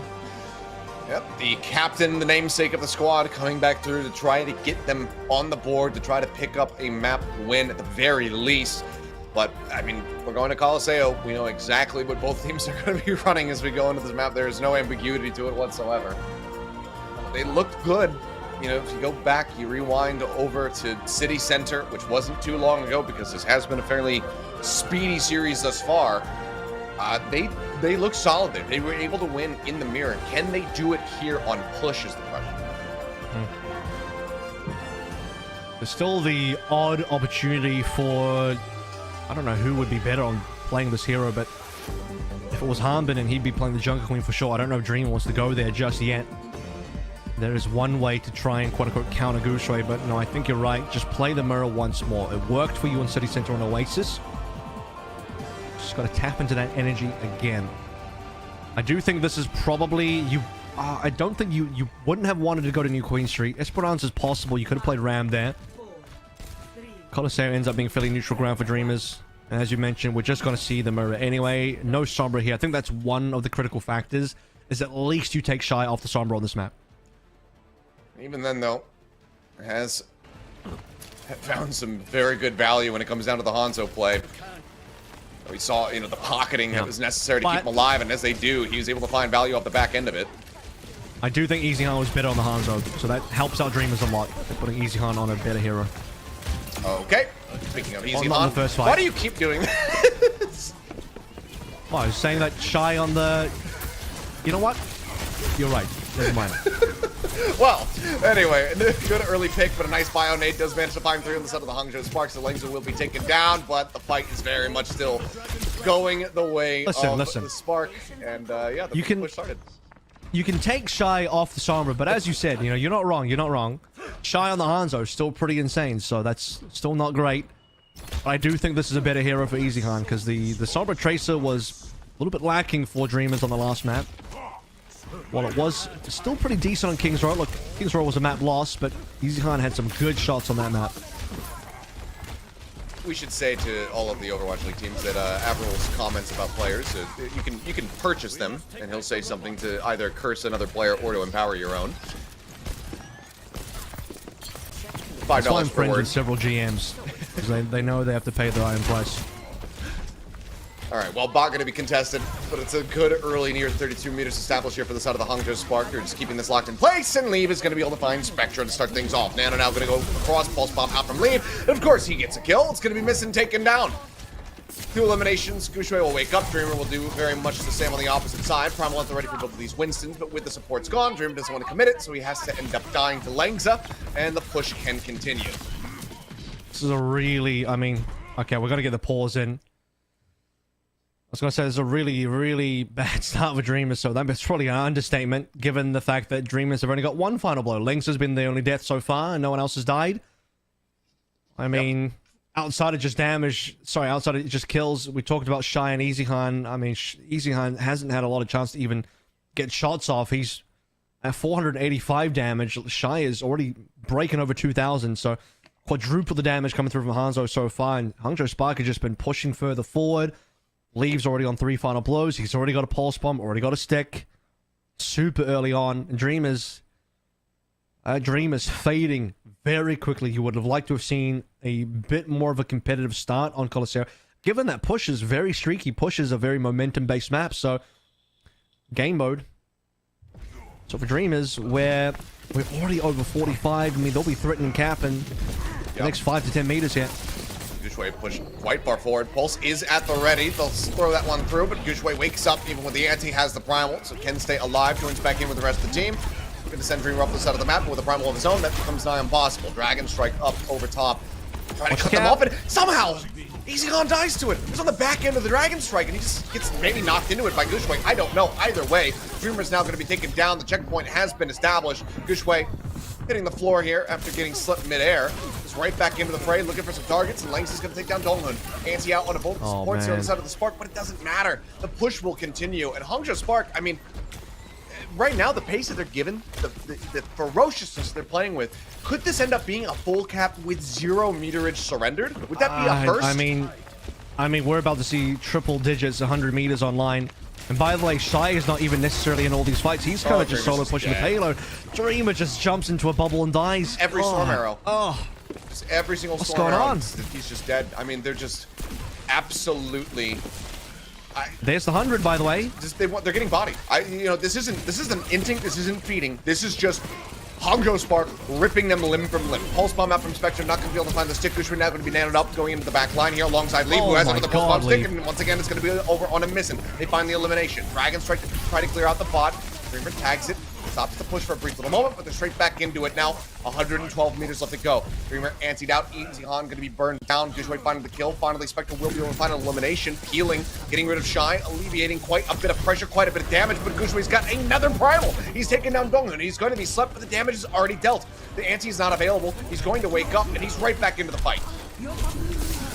Oh my goodness, Mr. nearly dies there, anyway. Gushue's still alive, barely. He gets back dies finally. That might be it. That might actually be the one kill, the straw that breaks the camel's back. That's the one important one for Dreamers. They're still plus 4. They have respawn advantage here, but it's 128 meters. And Dreamer's dead. He cannot get that primal online. Lead manages to hound him down. He doesn't break line of sight. He's getting tagged up by Monk. He ends up falling. The bot for now out of control of the side of the Hangzhou Spark as they wait for these respawns to come through, but they have that forward spawn. They have had this forward spawn for quite some time. So they are back, and they're going to keep it locked in position on the high ground. Yeah, did you see Gushue just come through the window there, instantly contest the payload again, and we'll see if they want to really play through here. This is a bad position for the Spark, by the way. You don't want to be in this corner. Okay, it is. And Spectre does manage to take advantage of it. Finds the pulse bomb stick across onto Monk. Langsa going to be cleaved down by Dreamer as well, who did get that second primal rage. Smacks Shy down. They find some kills, and it looks like finally Dreamers can get themselves on the board.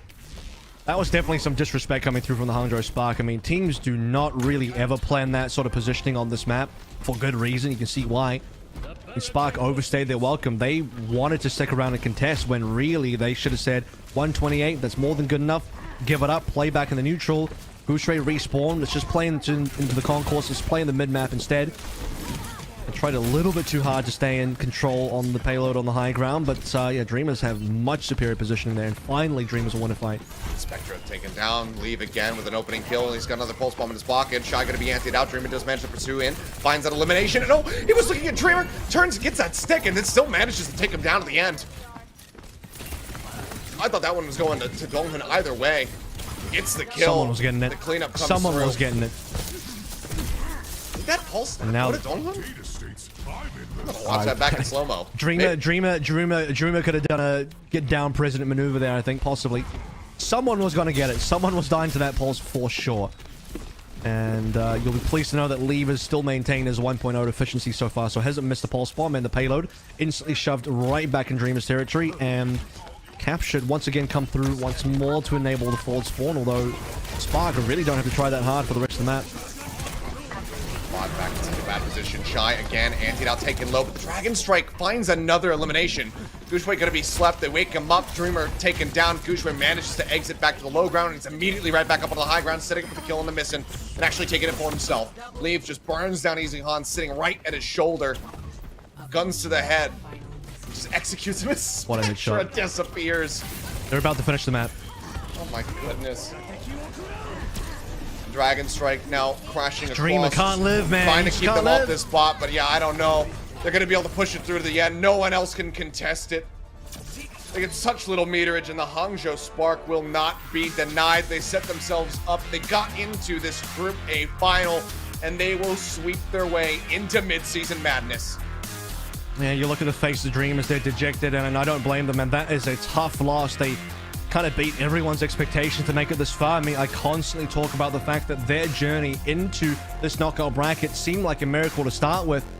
In every sense, dreaming their way through. I mean, they barely even made it into the open. They had to play through last chance qualifiers versus Team Diamond to even make it this far, and they are the contenders team that got the greatest amount of distance. It wasn't Poker Face, it wasn't O2 Blast. Still plenty to be proud of for the Dreamers squad. But I think when you mentioned that even if the Dreamers were to lose, if it would be good to see them take a couple of maps, maybe make it a bit more competitive. Given that they did beat the Guangzhou Charge, you would have expected a little bit more out of Dreamers today, but I had a funny feeling, man. Spark are making that real, I don't even want to say a comeback, because I feel like Spark were always kind of good, but just a hot and cold team, right? And today, man, boiling hot, scorching hot, 4-0, perfection in the gameplay. Unfortunately, the dream is dead, but again, I think we have to give them a lot of credit for getting it, making it this far. Everybody would have said, no, not that team. They barely made it into contenders to begin with. They're going to just get bodied. So what a run from them. They definitely deserve applause. Yep. But Shy is going to be our player of the match. Really quickly, just because I want to touch up on this before we get into talking about Shy, and I will talk about Shy. Lean finishes Coliseo with a perfect KD. 10 final blows, 0 deaths. Obviously, the lobby leader at 10 final blows, but didn't die at all the entire way through, and maintained a perfect 1.0 pulse bomb efficiency. Now we can talk about Shy a little bit. Shy's Hanzo really did a lot of work today. We start to see that on King's Row, obviously, where the Hanzo came on through. The Sombra was still as good as ever. And yeah, that's about all he played today. That's all he really needs to play, and Leave only played one hero anyway, so that's not an issue.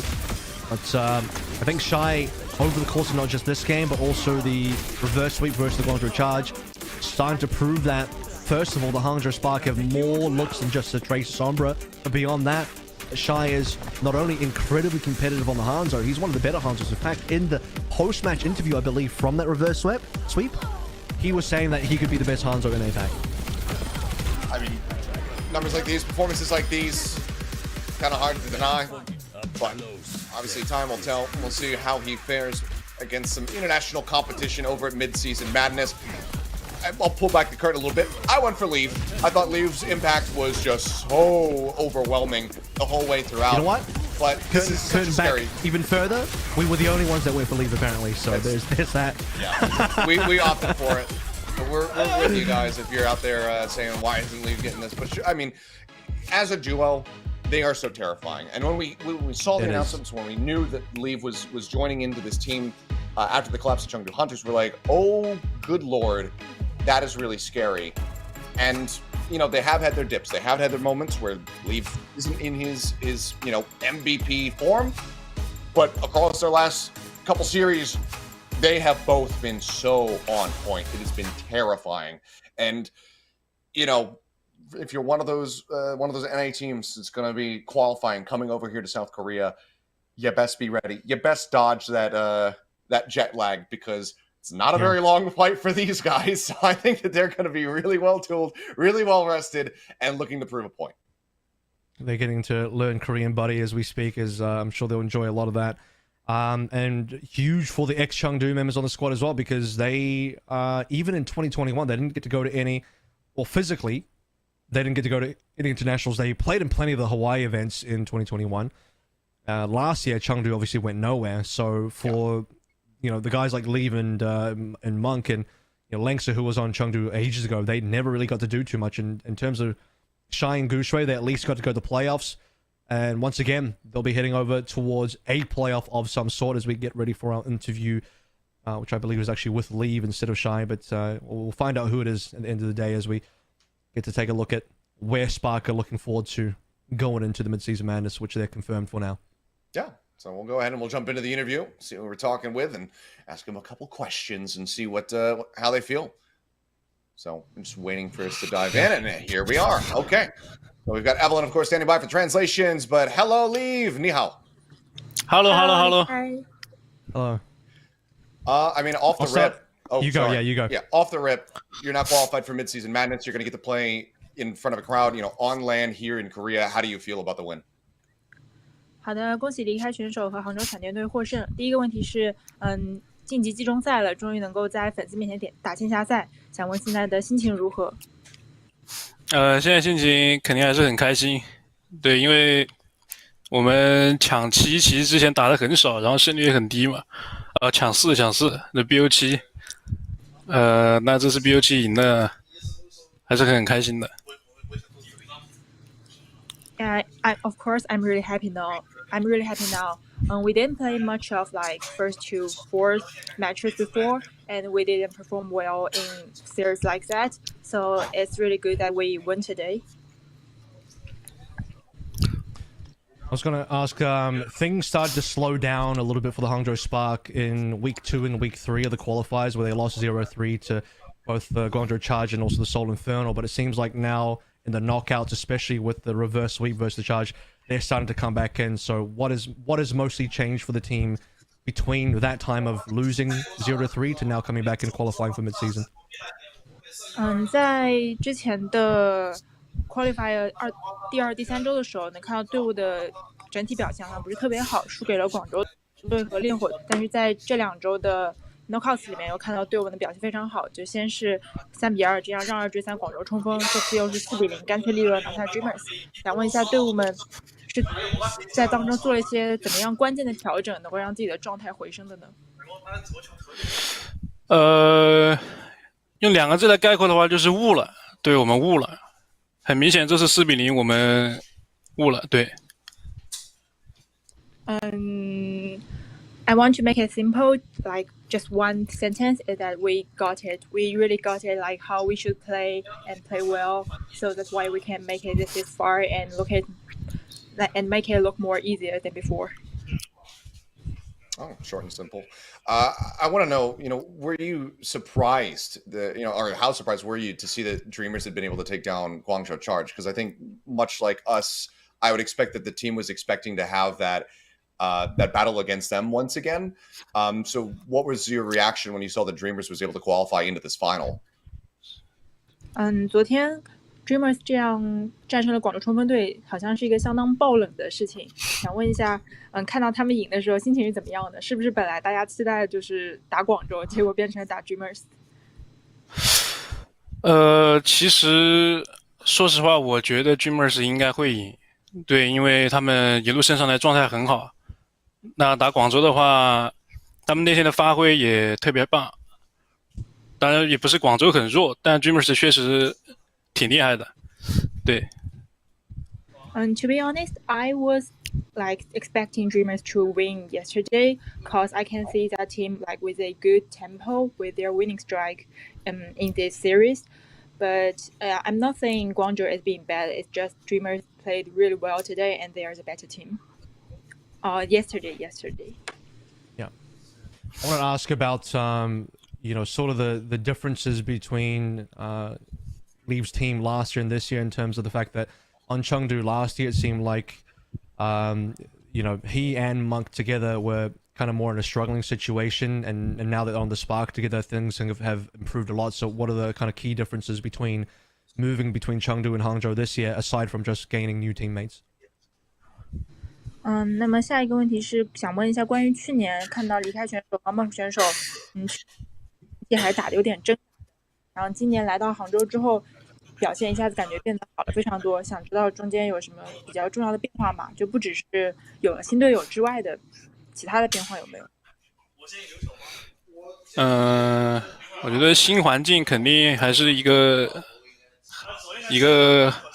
对我来说是一个挑战吧。对，因为新环境新队友的话需要很多的磨合什么的，但好在我们的因为全华班嘛，对大家沟通没有问题，所以我觉得我们磨合的也相对比较丝滑。It's definitely a great challenge to come to a new environment and teammates, but I think the big factor is we are all Chinese and it's really smooth to get everyone like have new synergy and have new communication ways.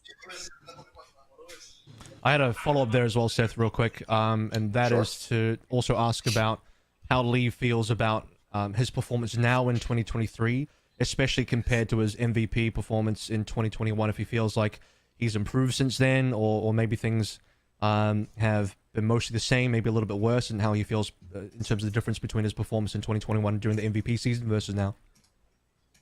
想问一下，离开选手对自己今年的表现和自己2021年拿到 MVP 那年的表现来说，觉得自己哪个时刻表现得更好？我觉得肯定是今年吧，对，因为6v6和5v5首先是不一样的嘛，然后肯定人都会越来越厉害，对，所以我觉得，我个人认为是今年。Yeah, I would think like this year I have better performance. One is because the game, the Overwatch 2, and it's different from Overwatch, and we have like different gameplays. And of course, I think we are always improving ourselves when the time goes by. So yeah, I think I became a better player than I was in 2021. Okay. Well, one last quick question, and then we'll let Leave go so he can celebrate with his team. Is there, like, in particular, one of the North American teams that you are looking forward to playing against, somebody that you want to fight, face over at Midseason Madness? 那么最后一个问题是，马上就季中赛要面对到西部的队伍了嘛？想问一下，有没有最期待对阵的队伍或者选手？最期待的队伍肯定还是君临和神枪手这样的队伍，利普吧。对，我一直觉得利普之前在东部就特别厉害，然后这次他去西部了嘛，今年，但他季中争霸赛会跟他一块打，我觉得很期待，对，很期待。The teams I'm aiming to fight against definitely Rain and Outlaws because they are both like really strong teams. And the player I want to play against the most is Lip, because we all know Lip is a really good player. And this year he goes to West side, and I'm happy like to really have the chance to play against him in Messi the Madness and see how he improves than last year's. Okay. I lied. I have one last little quick thing before we let him go. There's a lot of people who say, like, NA is superior to APAC. APAC's a weaker region. And we only have 2 representatives, you being one of them. Do you have any words to the people who think that North America is the stronger region? 那么最后一个问题有一点火药味，就是大家一直说好像今年的西部更强，那你觉不觉得西部赛区很厉害呢？我觉得西部的话，首先队伍比我们多，对，然后选手也比我们多，但是两个赛区的打法风格，我觉得是不一样的吧。对，只有等到季中争霸赛的时候才知道哪边更强，现在都不好说。So first, West Side definitely have more teams, and their competition may be like really intense. But we think we have a different style in East Side compared with West Side, and it's really hard to say which region is better until we really get toe to toe in the Messi and Madness. And yeah, we should wait and see until that time. Okay. I was hoping to incite a little bit of trash talk, but I hope that you can prove your point and establish this as the superior region at the end of it all. But thank you so much, Lee, for the interview. 谢谢。谢谢。好的，感谢采访，拜拜。 Thank you. Bye bye. Bye bye. Bye. Showing off his English skills at the very end there, but boy. All right, what a way to kick off the day. A 4-0 from the side of the Hangzhou Spark, our first team qualified through to Midseason Madness. But of course, we're not dead yet because we have an entire other matchup that we have to go through, and this one could be an absolute barn burner. We've got the Seoul Infernal who've been waiting in that final for their opponent, which is going to be the Dallas Fuel. So we're going to take a quick little break, and then when we come back, we're going to see who comes out on top and who will be that second team competing in international competition. So don't go anywhere.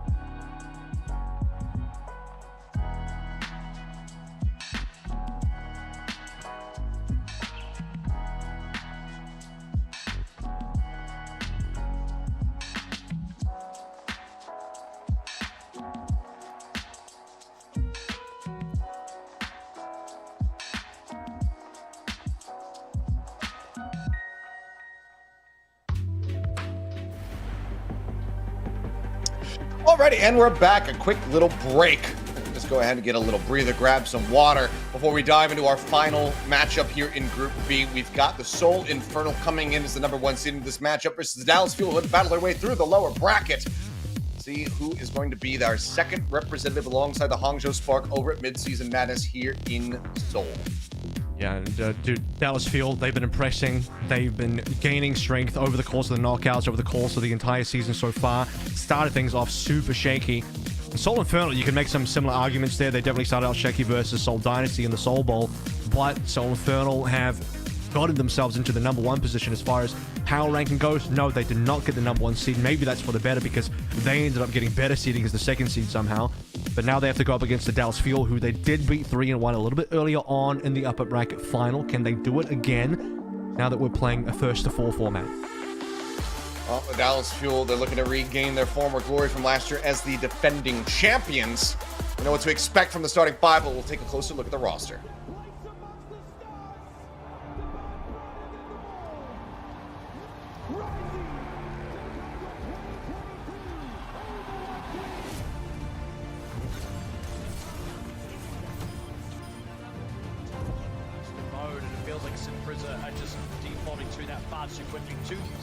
Ungodly connection there with the Rampage, and Harpy, he's come up with the goods again. And Fielder goes down. It's going to be Sal Murray on for 4. One goes down. Went free. The Dallas Fuel Overwatch League champions.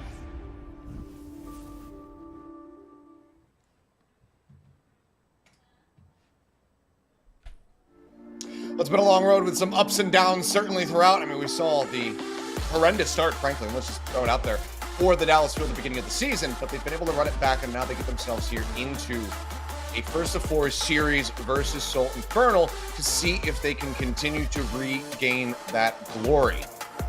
Speaking of glory, I think Bliss got a lot of that glory yesterday as well, sneaking away with 14 final blows in the final map versus O2 Blast and Esperanza as a Lucio. I mean, you don't see that every day. That was a moment to behold, a legendary performance that you will now have to look to doing again if you can versus, I would say, not a much better opponent, but certainly a better opponent given that Seoul Infernal did beat the O2 Blast squad as well. But if you want to look at map scores, Dallas Fuel did it in a shorter amount of maps, a short amount of time, 3-1 instead of a 3-2.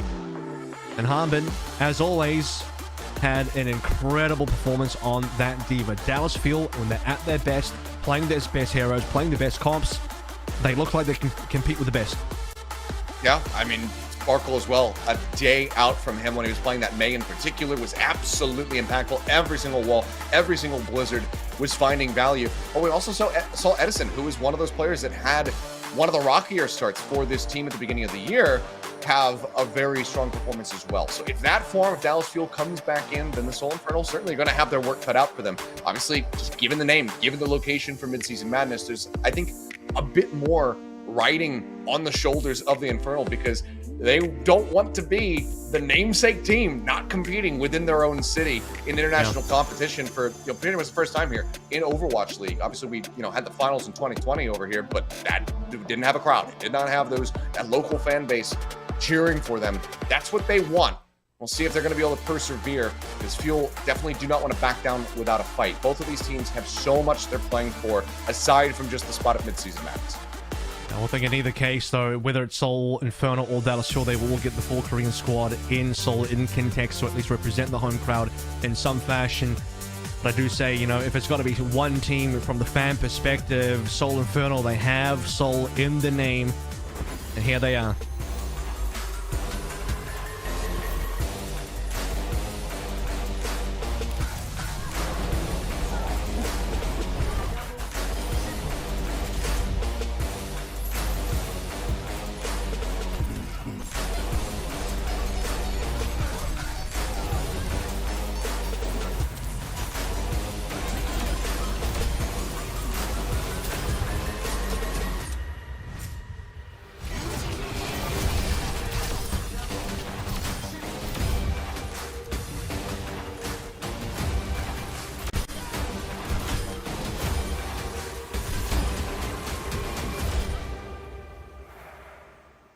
There it is, Seth. The Soul Infernal. They have only lost a single match so far this entire year. It was the opening game versus Seoul Dynasty. And the Seoul was a 2-3 loss as well.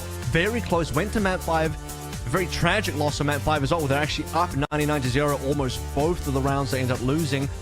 But since then, man, it's been lights out. A bunch of 3-0s in there. A couple of 3-2s. 3-2 versus the Guangzhou Charge.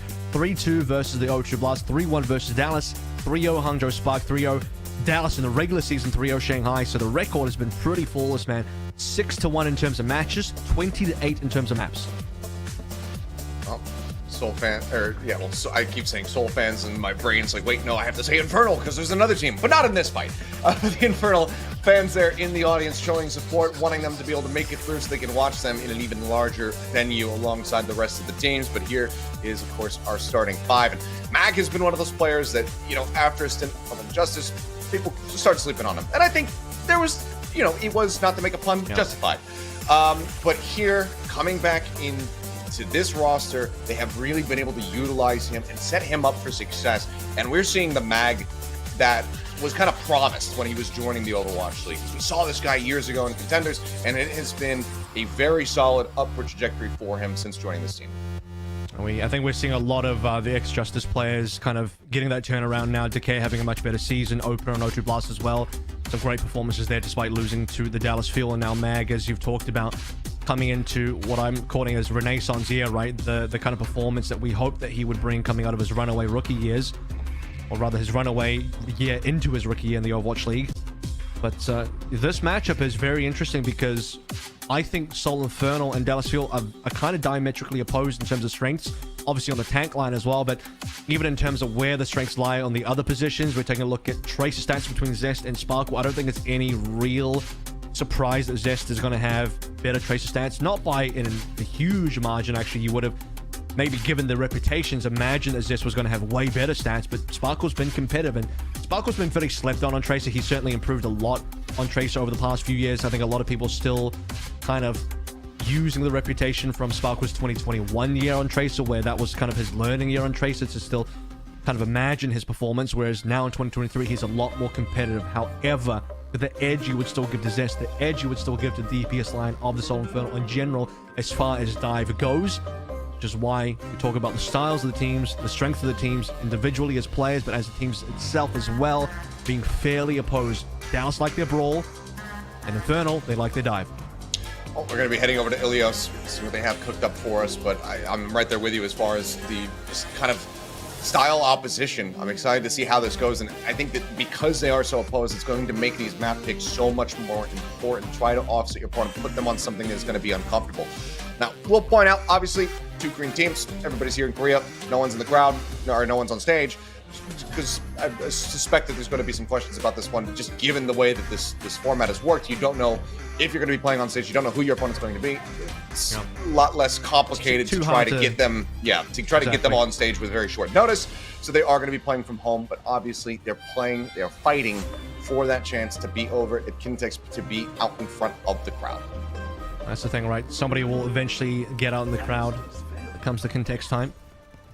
But for now, playing from the various facilities, Mag on the ball. Soul Infernal have a lot of pressure on their backs, and this is the other thing, right? This is a hero that's basically impossible for Dallas Fuel to play, and it's a Mag special. I don't think any other tank in APAC currently, or even in the West, are playing any ball but Mags. He's bringing out a ball. He doesn't care. I think maybe we've seen Marvel play it once or twice, but it's been pretty few and far in between. But yeah, Mag, with any regularity, certainly got to be the only one. Edison already... I think Marvel just a touch. Like, he'll do it just to, like, kind of do a final contest, but not as an actual hero you roll out on. Sure. Well, for now, no real commit on any fight here. Edison is going to be sticking through with that Widowmaker MN3, obviously, on that Ashe. Play a bit more at mid-range. But Sparkle already getting in on top of Fix. Finds that first kill. Hanbin going to be broken out of the mech, however. But yeah, no lamp for himself. That definitely seems a bit puzzling. Hanbin does get finished off. Cest able to go ahead and confirm the kill there onto the Baby Diva. Smag looks to harass around the backside. Has to be respectful of these Discord orbs, though. Can make things a bit troublesome for him, so he's going to roll over, try to grab that health back. In the meantime, Sparkle inches his way down onto the point, denies the cap from coming through, so still no one taking control quite just yet, as MN3 was also killed off. I mean, that Sparkle's doing his best leave impression here. He gets both of the supports, Skewed and Fixer. And it does pay to mind that it's double flick support here. Zen Mag. and BAP at the same time, and it relies a lot upon Fixer to save his teammates. And you talked about Mag, he is very far forward, and obviously he's not going to get a lot of help there, especially given that his supports are still respawning. It's a bit of an awkward start for Soul Inferno. You would have said early on, okay, Fixer dying, but you trade Harbin. That's a pretty worthy trade. You take that if you're Infernal, but then you lose Skewed as well, and then it's like, okay, that's now a little bit too awkward. You can't lose both your supports. One is okay. Mag going to be taking a nap somewhere, gets antied out, and will get burned down. Gonna make it over the Mega Pack, but the anti was still there all the same. Skewed as well. Headshot. Edison finding a nice elimination, and that's going to be Dallas Fuel maintaining control already at 35%. And the crazy thing about this comp is, you know, MN3 gets outranged by Edison here, and at some point I imagine MN3 might look to swap over towards the Widow as well. Perhaps he wasn't expecting Edison to start on the Widow here. But consider that Dallas Fuel's comp doesn't even include a Sombra. It's Bliss on the Ana, who's not even the primary Ana for this team, but just having a good enough Ana. And Bliss has had a history of Ana playing on Ultra Blast as well, mind you, in contenders. He's not shying away from that here, but it's enough to shut down Mag, asleep into a Bionade, and Mag's in trouble. Yeah, I mean, between that and the Discord Orbs, just really makes it dangerous for him. Recall going to be used by both of these Tracers. Still down a little bit low as the Nana goes across over to Hyman on the opposite side of the map. Real comes in for sight, up for Medicine. Zest dashing away. It's a lot of respect being shown here. I mean, necessary respect, I should say, as Edison gets that headshot, takes out Zest, and Infernal, they don't even have a single bit of percentage right now. Pulse Bomb going to be lobbed in. Sparkle unable to find the stick. MN3 does live to find another day, but pretty soon they have to commit something here to this point. I mean, 3 of the players on Infernal didn't even have ultimates at the 80% mark. MN3 only just gets the Bob now, but he gets at around 88, 89. It's so late for these ultimates on the Infernal. The Bob comes through to contest. Should be on the point, but we don't know where it is, actually. Forced to grab the pile driver does go in, but the minefield not in position to try to find Edison. Somehow Bliss ends up getting knocked into it, though. The Mag now, it seems like his sole duty is to just go ahead and take down this Widowmaker. Still gets a pot shot there across on the Skewed. It's not going to be the elimination. He finally will be able to find him, but it's 99% here for the side of the Fuel. It's a lot of trust given over to the rest of the team. Okay, you guys have to do this 4v4, I guess, because I'm in a 1v1 with Edison. You got no tank. Just go for that one. And Harbin even gotten out. Did he get out into play? I don't know. But that might have happened a while ago, actually, so I'm misremembering. But the Bob came through that fight, I guess. That's your extra tank. So you don't have Mag, but you do at least have a Bob. That was the gameplay. Yeah, see? You're actually 6v5 at the end of it once the Bob comes into play. Yeah, you had a 1v1 and a 5v4 on the point. They can do the dueling Zenyatas here, perhaps. Both of them do have these ults available. Sparkle will be a bit faster towards this second pulse bomb, it would seem. About a 10% stretch in the lead, 15 actually over top of Zest. So now they're just skirmishing out around the pillars on the flank, but Zest actually catches him. Well, hairline catch gets him with a melee hit. Now MCD just going to get pounded into oblivion as Mag arrives as well. Zest sets up for the final kill onto Bliss. Good hold. They're halfway there, but Infernal still have to try to push this all the way up to 100. I mean, that's the kind of cheap fight you want as Infernal, because when you're down 0-99, usually what happens as the 0-99 team is you're forced to use a lot of ultimates along the way, and eventually you get to a pivotal point where the winning team that has the 99 just overpowers you with ult advantage. Because Zest can just sort of dive on the back line, Mag connects onto the second support, they take both down, who, by the way, MC and Bliss both have ultimates. So Infernal get that one without spending anything, and they can keep up, they can maintain parity with the ult charge of the Dallas Fuel. EMP nearly here for Edison, 10% off the mark. Anti does go in, but not before Mag sent Bliss flying.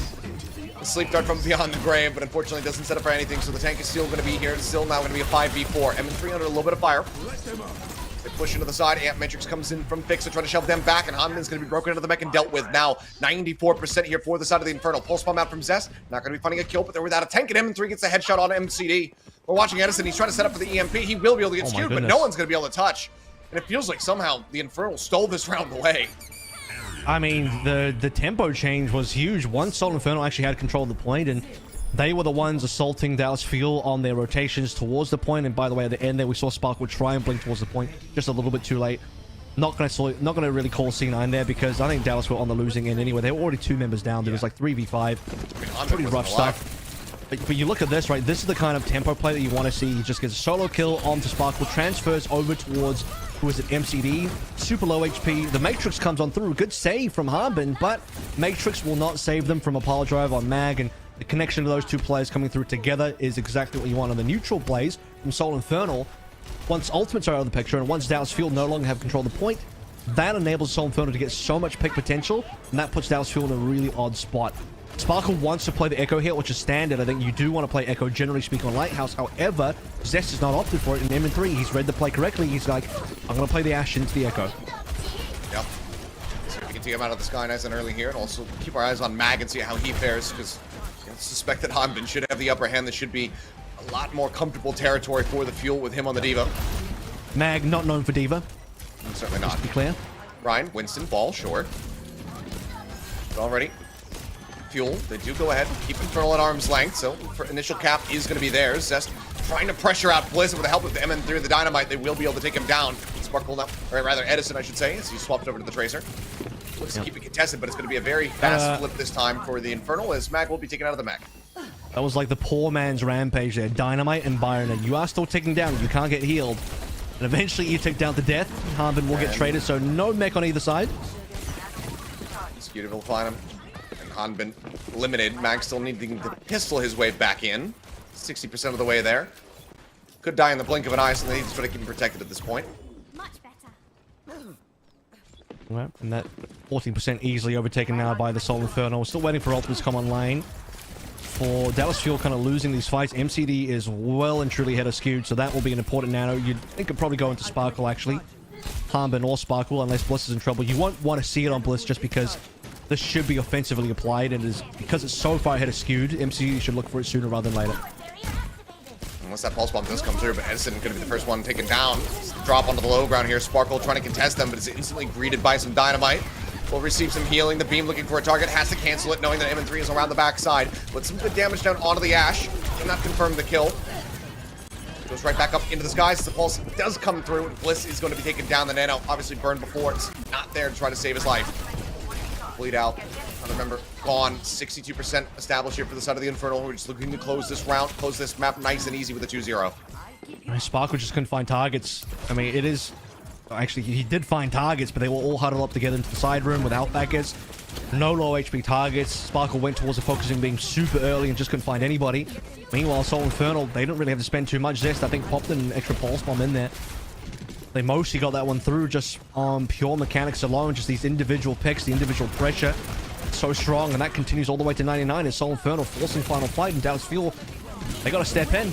Man up from Skewed goes over to MN3. They knock Hanbin up into the air. Self-destruct at the ready. The Bob will get taken down. Rally rolling. Skewed still going to be pressured out. Sparkle able to find that elimination. Now goes for the duplicate. Gets a copy onto the Brigida. Wants to just be able to try to build up for an extra rally here in the fight, which they need to win out. It's 99%. Mag taken down. Doesn't use the self-destruct. Seems like, given that Fixer was gone, decides to opt to save it for a follow-up. What a save. I thought Hanbin might have actually potentially gone down to the Bob there, but might have broken LOS with his own bomb. But that is one way, certainly, to get rid of the Bob. MCD, by the way, is just about left Skewed now. That's MCD's, I think, third nano coming online. Skewed just used his second, so one full nano ahead. That's something MCD's done quite well so far on this map. A lot more healing done than Skewed has. But will it be enough? Because Soul Infernal still lead 99% to just the 40 of Fuel, and Fuel don't have any other ultimates to play with. MN3 now on the Sombra. So he might be able to get a nano bailout. Anti on the 2, MN3 going to be taken low, does manage to get out of there, and Zest weaves that pulse bomb through the D-Matrix, finds Hanbin, breaks him out of the max. Sparkle slapped. David even there, once again, Sparkle going to be nanoed up, goes down to a sliver of HP, pressure coming in from Mag, just trying to displace him, but the healing is just pumping through. They do actually manage to connect that anti, and that's going to be good enough. Skewed, he'll get that, denies the healing, gets the kill as well to boot. Massive play from him. Remech comes in, gets the crush in onto Zest. Absolutely. Wow. Swatted by Hanbin. Edison now just hounds down Fixa, finds the elimination. Pulse bomb still going to be held in his back pocket. MCD going to be taken down to the back end of the fight. Mag able to find one, still holds on to the self-destruct, and Hanbin's going to be demexed, so this is still going to be a decent position here for the Infernal. Yes, they are allowing for the Fuel to get closer and closer. It's up to 82%, but they could just be able to retake it right here. The Nano now going to be invested. Mag rushing forward, looks to zone them back away from the point where the flip is getting ready to come through. MN3 holding that one above the heads of the Dallas Fuel, and we are into official final fight once again. Edison's dead. Enables a touch, though, at least. But now the rally going to be canceled. The EMP comes through, shuts that one down. They find the kill. Sparkle taken out of the sky. It looks like the Infernal will be able to close it. Just a second too late as Hanbin, but even then, I think they'd lost too many members. The Soul Infernal will take the first map. Ilios is theirs. And it doesn't seem like, you know, with too much effort either. Sure, I think Ruins was much harder than Lighthouse was. That was actually required to be a comeback from the Soul Infernal, but once Soul Infernal actually had control of the point, they barely had to spend ultimates. It ran around, finding picks individually. Zest getting solo plays onto Sparkle, all the rest that we saw on that map, and then you move over towards Lighthouse, and it's just a very strong start from the Soul Infernal. They hit the 99 first. Dallas Fuel end up having to be the ones on the comeback. They play the more standard comp, so I actually think Dallas Fuel, if you look at pure meta strategy, Diva from Harbin, Sparkle and Echo is very standard for Lighthouse. Soul Infernal were closer to playing off better with the Ashe, but they made it work. They didn't have to go towards their own Echo at all. Keep Zest on the Tracer, that was strong. Edison's not going to be as competitive on the Tracer compared to Zest. I mean, Sparkle already probably struggles a little bit versus Zest, but Sparkle did not have much pressure at all coming through in terms of his own impact on that Echo. He was shut down a lot, had to avoid the damage from MN3, and beyond that, it's all hacked out, slept out. You know, we see MCD just pop the nanos on Sparkle. I think Sparkle received pretty much every single nano, and at least one or two of them, Skew just sleeps Sparkle out. Sparkle can't do anything with it. Well, first blood drawn here by the Soul Infernal. One step closer to punching the ticket. Dallas Fuel, though, will have map pick as we get ready to go into hybrids to see what they decide to opt for. Maybe set up Hanbin, try to offset Mag just a little bit more. Let's see, though, as we take a quick little break, we will return, so do not go anywhere. The action continues in just a few minutes.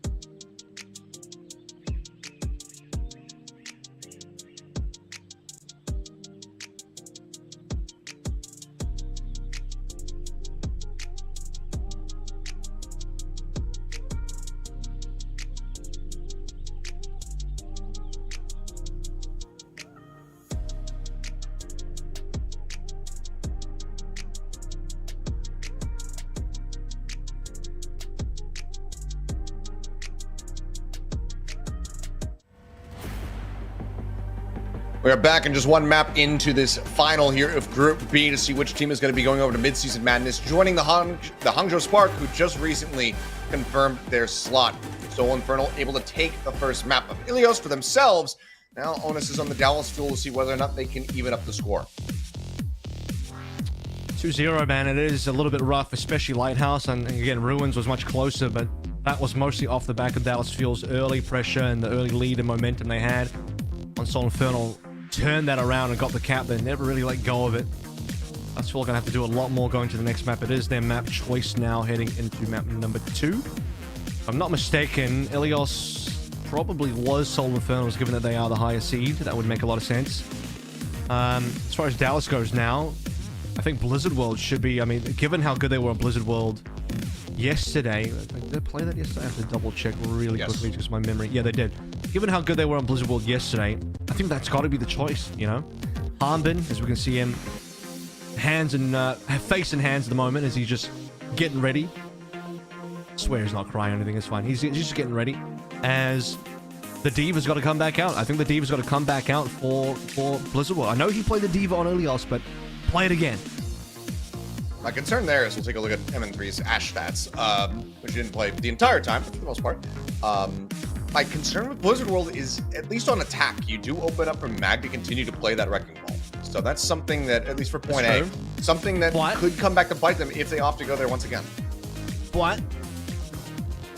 People would tell you Wrecking Ball is not meta. Mag will say, I don't care. So, let's see how that sort of works. You'd really like to see, because it will be double, if they go Blizzard World, they play Diva again, it'll be double flex support, probably Bliss back on the Ana, it's fine. Okay, it is Blizzard World. Okay. I think it's the right choice. I think it's the one you want to go to. Play towards Harbin's strengths here. Play towards what Dallas Fuel were good at yesterday versus O2. Blizzard World, up on the cards. After this, Rialto would probably be next. You know, this is, if Dallas Fuel had the perfect map drafting and it was all their picks, you'd want Blizzard World into Rialto 100%. Because you definitely don't want to play ball on Rialto. Here, I think you will play ball. So you have to understand the Soul Infernal, like you sort of mentioned, Mag, will favor the ball here. Do you play the Sombra? Is it time to bring out the Edison Sombra again? Because yesterday, I believe he was still playing more Hanzo on this map, whereas I think if you know Mag is playing ball, you got to go Ana Sombra, surely. A few times that we were seeing him playing Sombra yesterday, it was looking good, you know? It was one of those things where it's like, okay, he's stepping up, he's finding value. So it was a trend in the right direction, which is what you, as a Fuel fan, need to see, given that Doha isn't here. But maybe that does come through. Maybe he will have to swap. We'll have to just wait and find out. First, it's going to be Infernal on the defense, Fuel on the attack. So let's see if Mag wants to play a cheeky ball, and so far it's looking like he does. There it is. Yeah, I think everything as normal here. Edison locking the Sombra early. That will be the official lock-in. Sparkle will most likely go towards the Tracer. That's what you want. You want all the things that kind of counter the ball. You have the sleeps, you have the hacks, you have Tracer that can actually run down the ball. Everything you really want. Hope for. Infernal not going to be caught out by this at all. MN3 is going to stay on his signature, because I think most of the teams, if you were going to play a long-range hero, you'd probably look towards the Hanzo, but MN3's signature is absolutely the Ashe. If he can play Ashe, he'll go for it. There was a little puzzling there. Sparkle was delayed swapping over to Tracer. I thought for a second he was actually going to come out the gate with the Widowmaker, but it does go over to this, so a lot more expected. Zest, however, already farming, 44%. That's pretty damn good. Skewed under a little bit of fire. He will be able to get top back up, though. Who was even shooting? Must have been shooting Harbin, you have to imagine. Yeah. Bliss on 49, so you're trading pulse bomb damage for Bliss's nano at this point as Edison. Okay, Edison goes down to 1 HP. That would have been really bad for Edison, losing his setup. Okay, well, kind of baits out the dynamite there, so Bliss dropping to the low ground. Takes that away from them. Ball wrapping around from behind here is Mag. It's just going low again, but now pulse bomb at the ready. 1 minute build time. Very swiftly done. The D-Matrix is preset to absorb that. I think defensive ball is a little weird, and as you mentioned, the D-Matrix in time, Harbin, way too sharp. He absorbed plenty of pulse bombs yesterday on the same map. There you go. Okay. Yeah. Where are you going to do the dives here? Because Mag has to find some value on this ball in the defense, and the map doesn't open up, in my opinion, until B. Yeah, like I said, I could see it on the attack. I didn't necessarily anticipate it here on the defense. For now, though, halfway to that first tick coming through is the Fuel. 2 minutes 24 remaining. Nano at the ready. Sleep goes in. Punished. Mag gonna be shut down. Sparkle turning his sights over towards that vault. Doesn't even need to use the pulse bomb to try to find the elimination. As Hanbin's gonna be recipient of this nano boost. Pushes forward, puts a hell of a lot of damage down onto the likes of Skewed. Now needs to back away. 1 tick and a half now gonna be established here for the fuel. They should be able to make it 2, but Mag is gonna be making his way back over rather quickly. The EMP at the ready could be devastating. Sees the back line. Pulse into the back line. MCD dead, and that should be Edison holding onto the EMP now. Yeah, well, he's just waited too long, unfortunately. Infernal, they walk on forward. If Edison doesn't strike, the Soul Infernal going to make this happen. I think it was the extra rally, perhaps, that warded Edison off. He's thinking, I could probably wait for this rally to go over. Wait for it to, you know, be expended first. Edison, I do gotta say, despite not using the EMP, he doesn't decloak, he doesn't reveal his positioning. That allows him to set up for the EMP now for the final tick. Dallas 2 will get the 2 ticks, which is important. The Soul Infernal, because all they lost was Mag, and it's a very fast hero, they can get a quite quick retake, which they do. Almost skewed as Johnny on the spot with this Transcendence as well. The EMP might not be able to find too much value.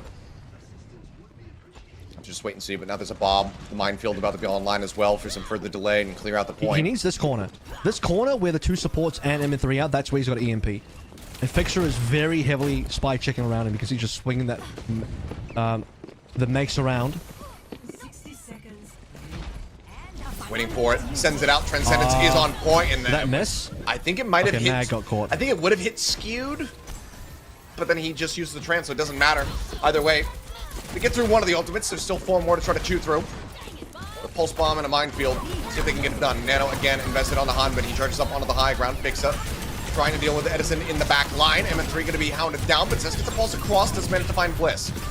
Come up from Sparkle. Not going to be getting too much value there. A smattering of damage as MCD tries to take this end fight, but he very swiftly loses out on it. Skewed finds that kill, but it's going to be a support for a support. Bliss now running back on the Lucio, looking to join in.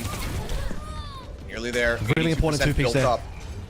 Pile driver dropped in. Mag is just so very low. Sparkle's going to be able to hound him down. It seems like the fuel should be able to get this cap at the very end. The last second touch in from MN3 on that Sombra, but he's got to exit. So the cap is there all the same with a couple of seconds to spare.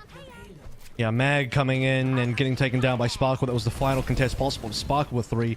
The first 2 kills he got super important for that fight turnaround. But despite the EMP not really connecting, the EMP either missed or it only got a solo onto Mag. I think it was a follow-up hack on the Mag. Okay, well, yeah, just completely whiffed then. I think he saw Mag, tried to go for the EMP on Mag, and missed everybody.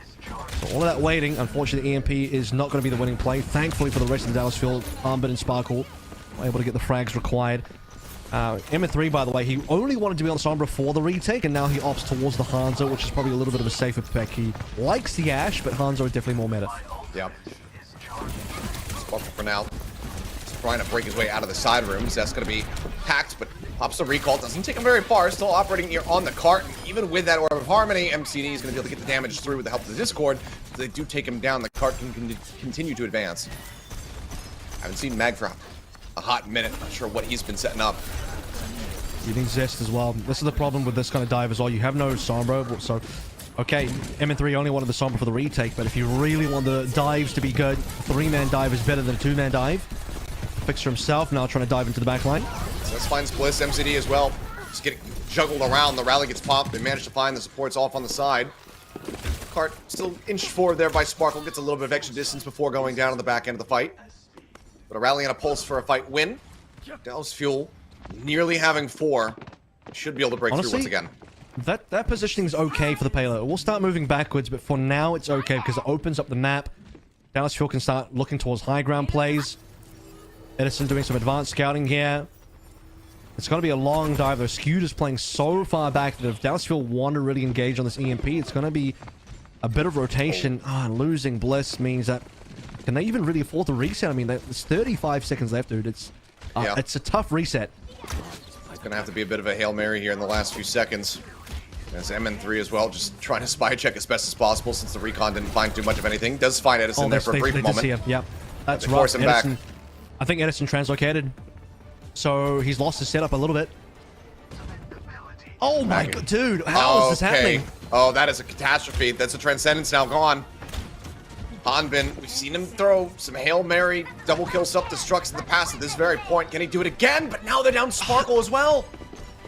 Oh, the picks from Infernal are just brutal. Just Nano Hanbin. Just Nano Hanbin to make the play. Yep, does manage to get himself in there. MCD popping the Transcendence to try to get back over to the court. I don't even see where he's at the moment. He's just trying to rush back in. So Transcendence is used just to try to close distance. Self-destruct still held. Zest gonna have a fast little run back. Hanbin nanoed up.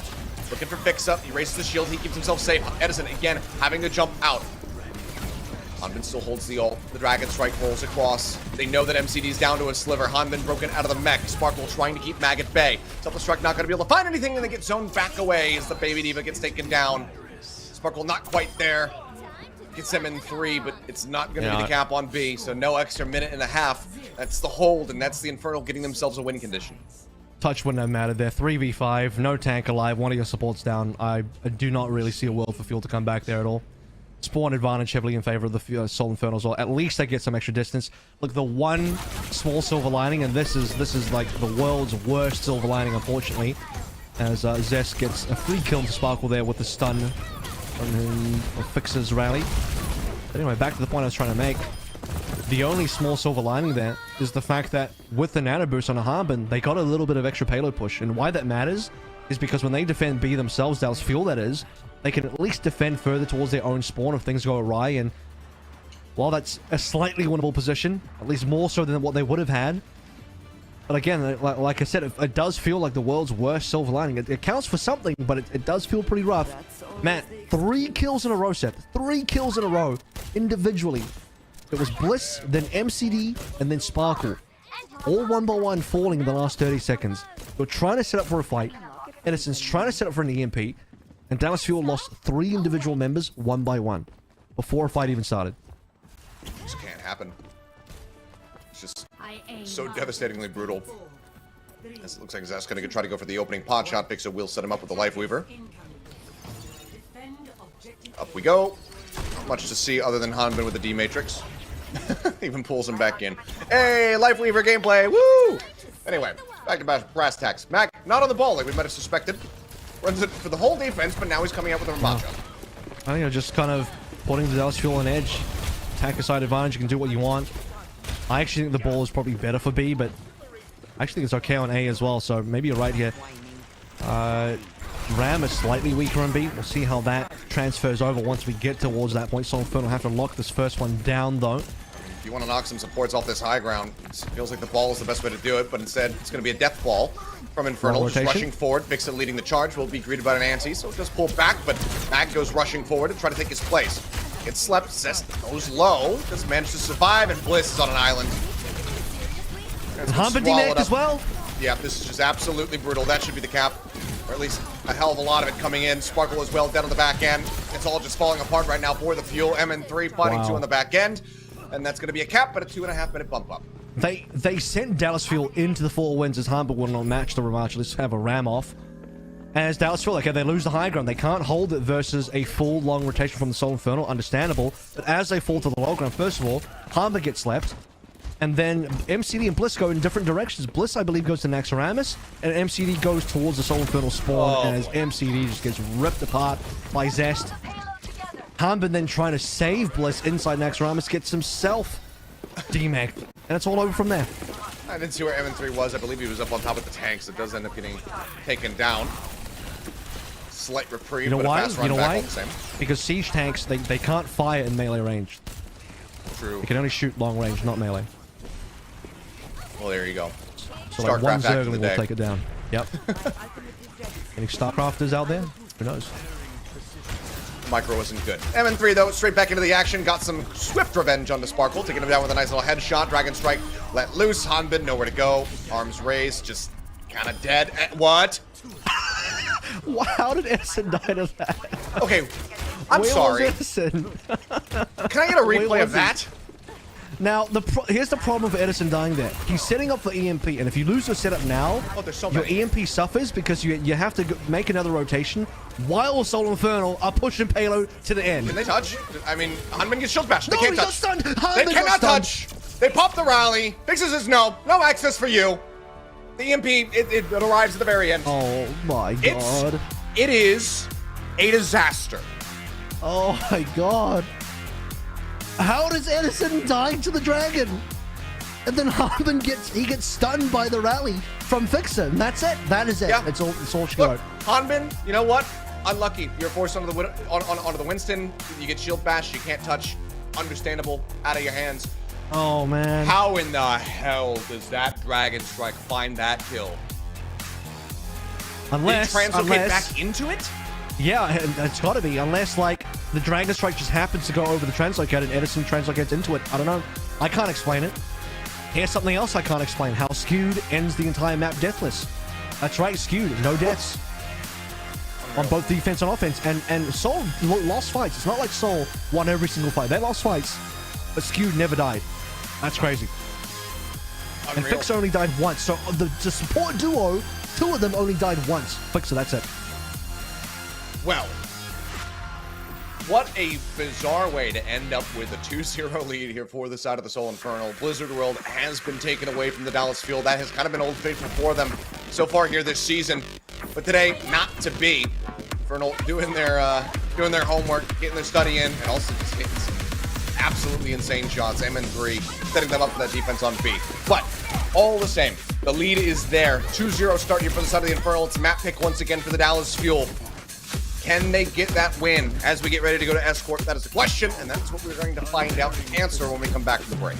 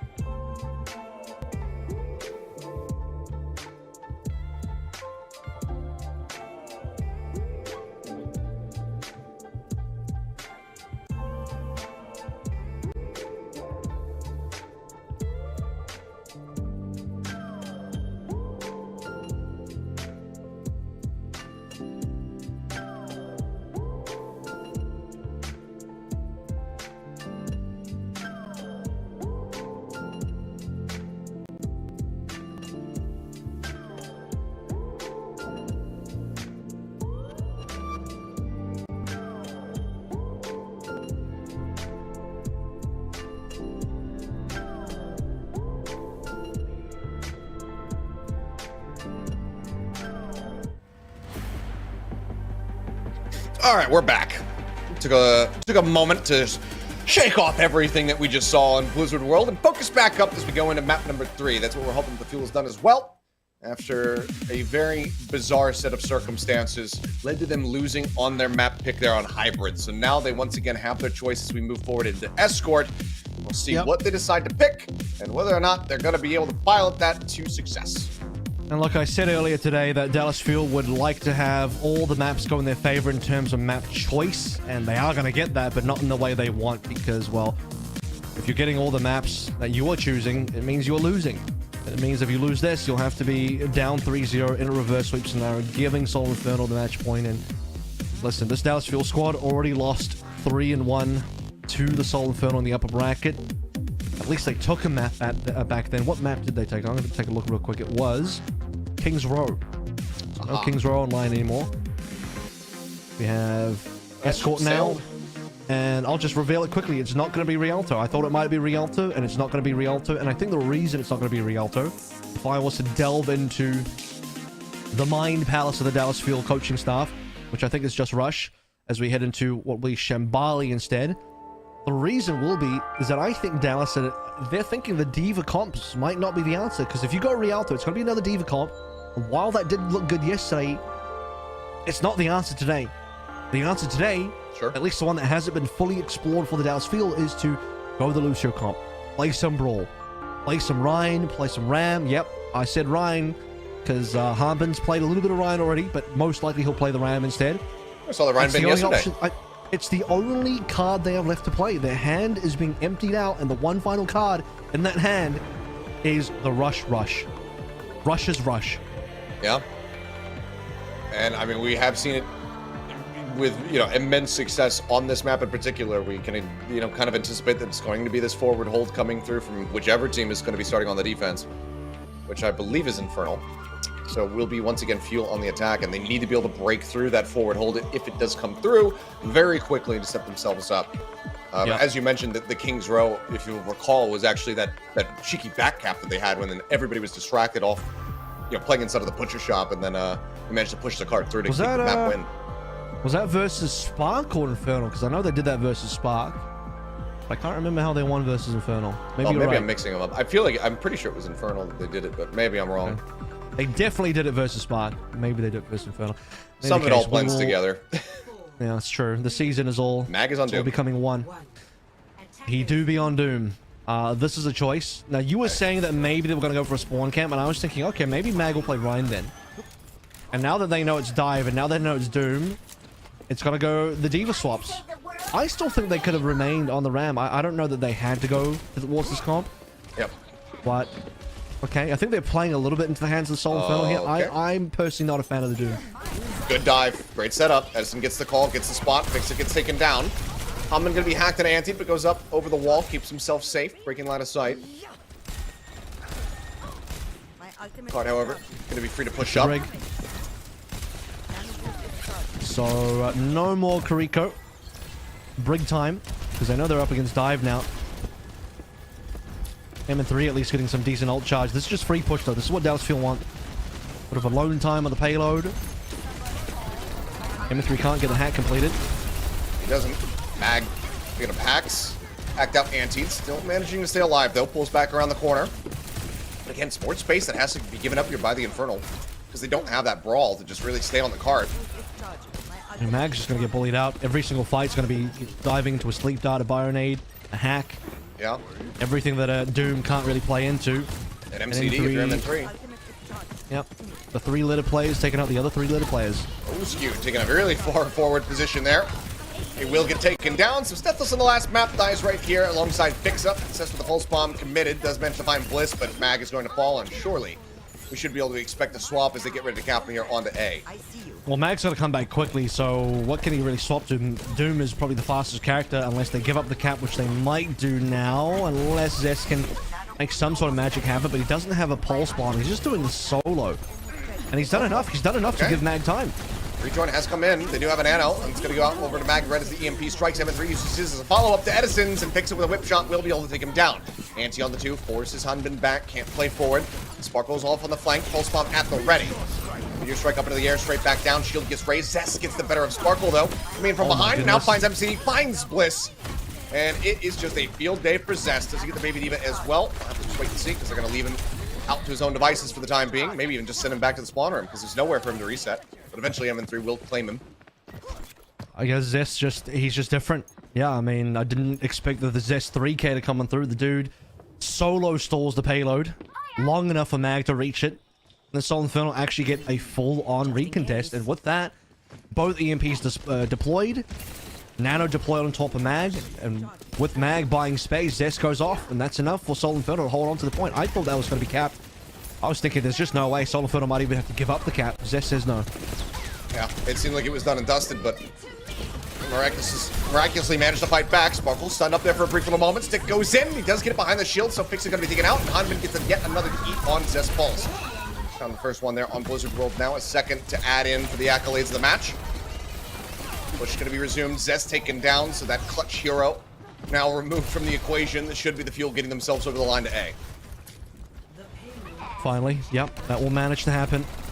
Dallas Fuel will extend this map, and we are hoping for a much better map from the Dallas Fuel. Now, hit on several ultimates here. One of the important ones, notably, is going to be the Nano Boost.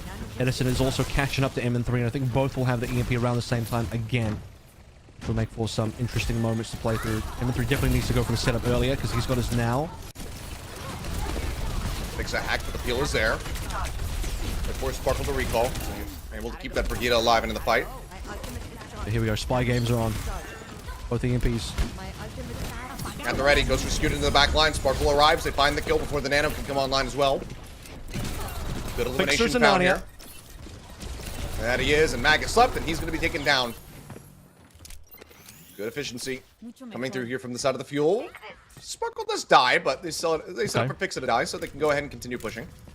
Edison, I think pulling the trigger early there is really respectable, because he was holding on to EMP a lot on Blizzard World, and some of that wasn't really his fault because his teammates kept dying. But here, finds an EMP slightly later than MN3, gets an earlier setup, and pulls the trigger. Okay, they do destroy the translocator, but MN3 hasn't been revealed yet, so he's just kind of chilling.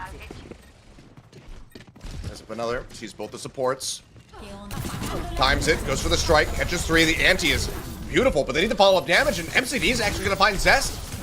Trying to get in on top, trying to play off of that anti, but he just cannot do so. Now Mac going to be taken out by Bliss, and Sparkle finds MN3, and this EMP fight does not go the way of the Infernal at all.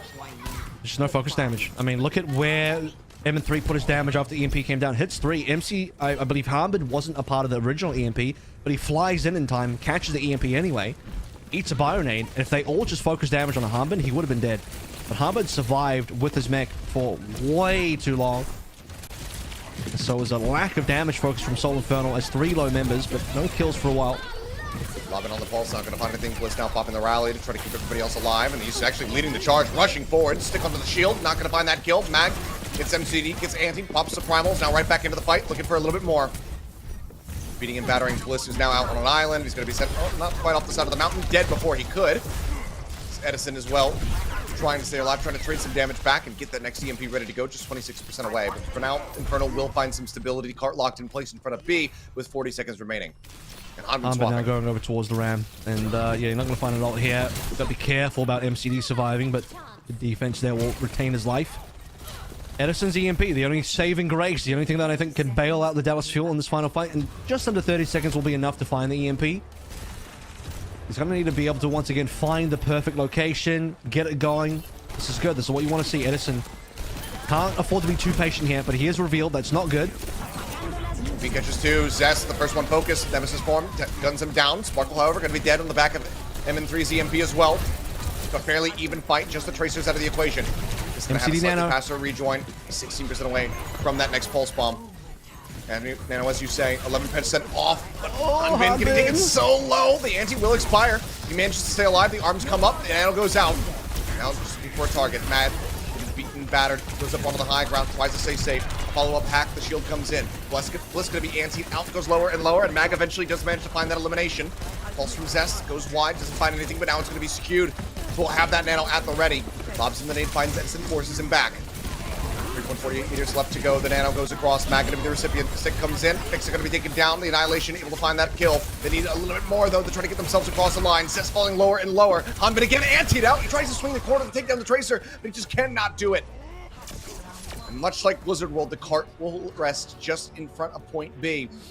No second attempt here from the side of the fuel. And this is why I think for Dallas Fuel, they should have just stayed on the Ram instead of, going towards the D.Va plays. And, okay, they got towards B off the back of the D.Va, but when push really comes to shove on a map like this, Hanbin eventually swaps over towards the Ram, but it's only in the last fight. He retains the 25% he left over from the D.Va. It takes so long sometimes to build up towards the Annihilation. And, we've seen plays like Marvel get super quick Annihilation in the past, but this just wasn't that moment. As you see on multiple points in the defense, Zest had several good moments. However, for the Dallas Fuel, they still managed to at least get past A. That was Zest defending on A. They got past A. B ended up being the problem. You don't see a lot of teams get stuck on B. A lot of teams get full held on A. A lot of teams don't finish the map on C. But most teams actually do cap through B. I just don't think they have the ultimates. Edison didn't get the best EMP in the final fight, got revealed early. MCD was lagging behind on the Nano, needed that slightly earlier, and Hanbin was lagging behind on the Annihilation. Ideally, they would have had Nano and Annihilation at the same time, but neither of the ultimates were available. I'm sure he was proud. Well, we saw Infernal have a very breezy push when it came down to Blizzard World. Now they've got the cart right from the outset. Let's see how they fare. Sparkle's back over to May. This was kind of the highlight for him yesterday. It was looking incredibly clean. Can he deliver that same level of performance here now? Something that Fuel desperately need to have a successful defense. Alrighty. Spawn camp. Including a Sombra. Oh. Gives them some flexibility to go back over towards Dives if they really want to, but again, I think maybe just stay on the Ram this time around. So let's see how they break out of the spawn hole. They need to work multiple angles. Well, it's actually not a spawn hold anymore. I'm sorry. Dallas Fuel have backed out. They've gotten really far back. They're not playing close at all. And they're just playing up the street a little bit. Good poke damage, though. Sparkle able to confirm a kill. MN3 going to be taken down. Let's just go ahead, pop the wall, get up here onto the high ground, try to find Fixa, who uses the Suzu, but clearly does not have that dash.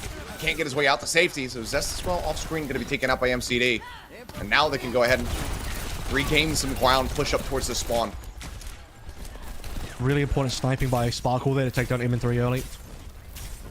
Allow them to also ring around the corner to find Fixa down and Soul Infernal. Okay, this is just pretty lackluster distance to start things out with. MCD, by the way, also doing a great job of farming up that Nano. That's exactly what we want to see on the Dallas Fuel side of things.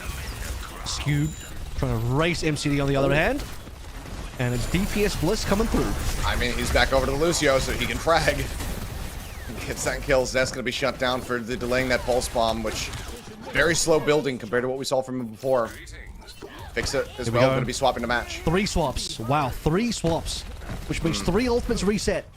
They are now going to be extremely behind on ultimates. Skewed's got a window, but everyone else on the Dallas Fuel is going to have their ultimates faster. Some of them a lot faster. And this EMP could be catastrophic for them. Notes one around the back, Yes, looks back on the Zest, does manage to find it, but Zest's still going to be safe for now. That Matrix from Skewed to open things up, that forces Hanbin out to try to break line of sight, and Edison gets sniped. MN3 with a massive opening. Catches him before the EMP can come to play. And the Blizzard's still committed by Sparkle. Everybody just drops off the high ground. And now MN3, he's actually just recontesting into it. Skewed dead, but they find Bliss, they find the May, and that's going to be them pushing up around the corner. Starts well for the Dallas Fuel, but it just falls apart as quickly. Soul Infernal, like MN3 makes a swap over towards the Hanzo, instantly starts finding some value. Edison getting revealed earlier, had to translocate away. I mean, the dude needs to be looking for EMP, but it just keeps on getting revealed. And then somehow sniped long range by a Sonic via MN3. You just don't see that. We're still waiting now as he nurses the EMP. This has got to come through this fight for sure. The ultimate advantage that the Dallas will have is fading away. Gets the hacks, they know roughly what side he's playing on. Meantime, Annihilation built up. Nano's there for Hanbin. Pops it. The EMP does come through, manages to catch 4. Zest going to be the first to fall. Mag going lower and lower as Hanbin just continues to press forward. They will be able to clean up the kill, so the EMP has worked the treat. 1 minute and 5 seconds remaining. A sound barrier still pocketed here for the Dallas Fuel. Yep. There's a world where they can definitely full hold on A now, but even failing that, I think just draining the time bank down to 0 will mean that time available to Cat B is going to be pretty scarce for the Soul Infernal. We do favor the Soul Inferno a little bit in this fight. Okay, Blizzard, Dragon Strike, both great ultimates for the final fight. We'll see what Bliss can pull through on the sound barrier, though. He only needs to count out one of those ultimates and then maneuver the rest of the team around the secondary one. Fix is going to have one of his own. So we'll be pretty competitive. Zest going for the long flank to try to get in behind them, but He's already ice blocked. Yeah, he's got an ice block because he's trying to get away from the hack, but MN3 just shuts it down. Edison taken out. Wall goes up. They block him off. The freeze comes in. Sound barrier committed. Bliss trying desperately to save Hanbin's life, but there's just not enough shielding in the world to keep him in that one. Anti on the 2, but no reprieve found from MCD, who's doing his damnedest to try to peel, to try to force them back. The cap will come in. It's going to be 235. Just in front of B is where they need to go. Infernal not going to be full health here. And tragically, Sparkle dies at 95. MCD dies at like 98. Bliss tries to save Hanbin's life, but once Hanbin's frozen, even with his sound barrier extra HP, Hanbin melts anyway. Just cannot survive that situation. MN3 back up. And we talked about the fact that Fixer also had a sound barrier, didn't even need to use it. So holds on to that one for the next fight. And okay, at least Dallas Fuel drained the timer down to OT. That was the minimum that they needed. Okay, then Nano rushing out of the window, just kind of waterfalling down. MN3, the first to fall. Blizzard will claim Zest and Fixa as well. Hanbin's fists. Only a matter of time before Skewed will go as well. Nice little team kill off the back of the Nano. Well done for the side of the Fuel and some much needed stability. Maybe surprising that Fixer didn't go for the sound barrier there. Skewed actually went for the window. I would have expected the opposite order of operations. Sound barrier first, and then Skewed can look for a window opportunity later. Perhaps he's thinking about the fact that Edison is also teetering on the edge with the EMP. They don't know that he's got EMP yet, but they probably should suspect that some time has passed now since the last EMP. Speaking of time, 1 minute is gone. So out of 230, 120 remains. Both Annihilations will be coming through in the next fight. Payload's movement has been pretty average as well. EMP, the positioning's looking good. The ice block's already down. Pulls the trigger, finds 3. Sound barrier does come in. Immortality is healed as well, keeping Mag alive. They finally clear that up. Mag going lower and lower. Fixa, however, finds Sparkle, takes out one of the damage dealers.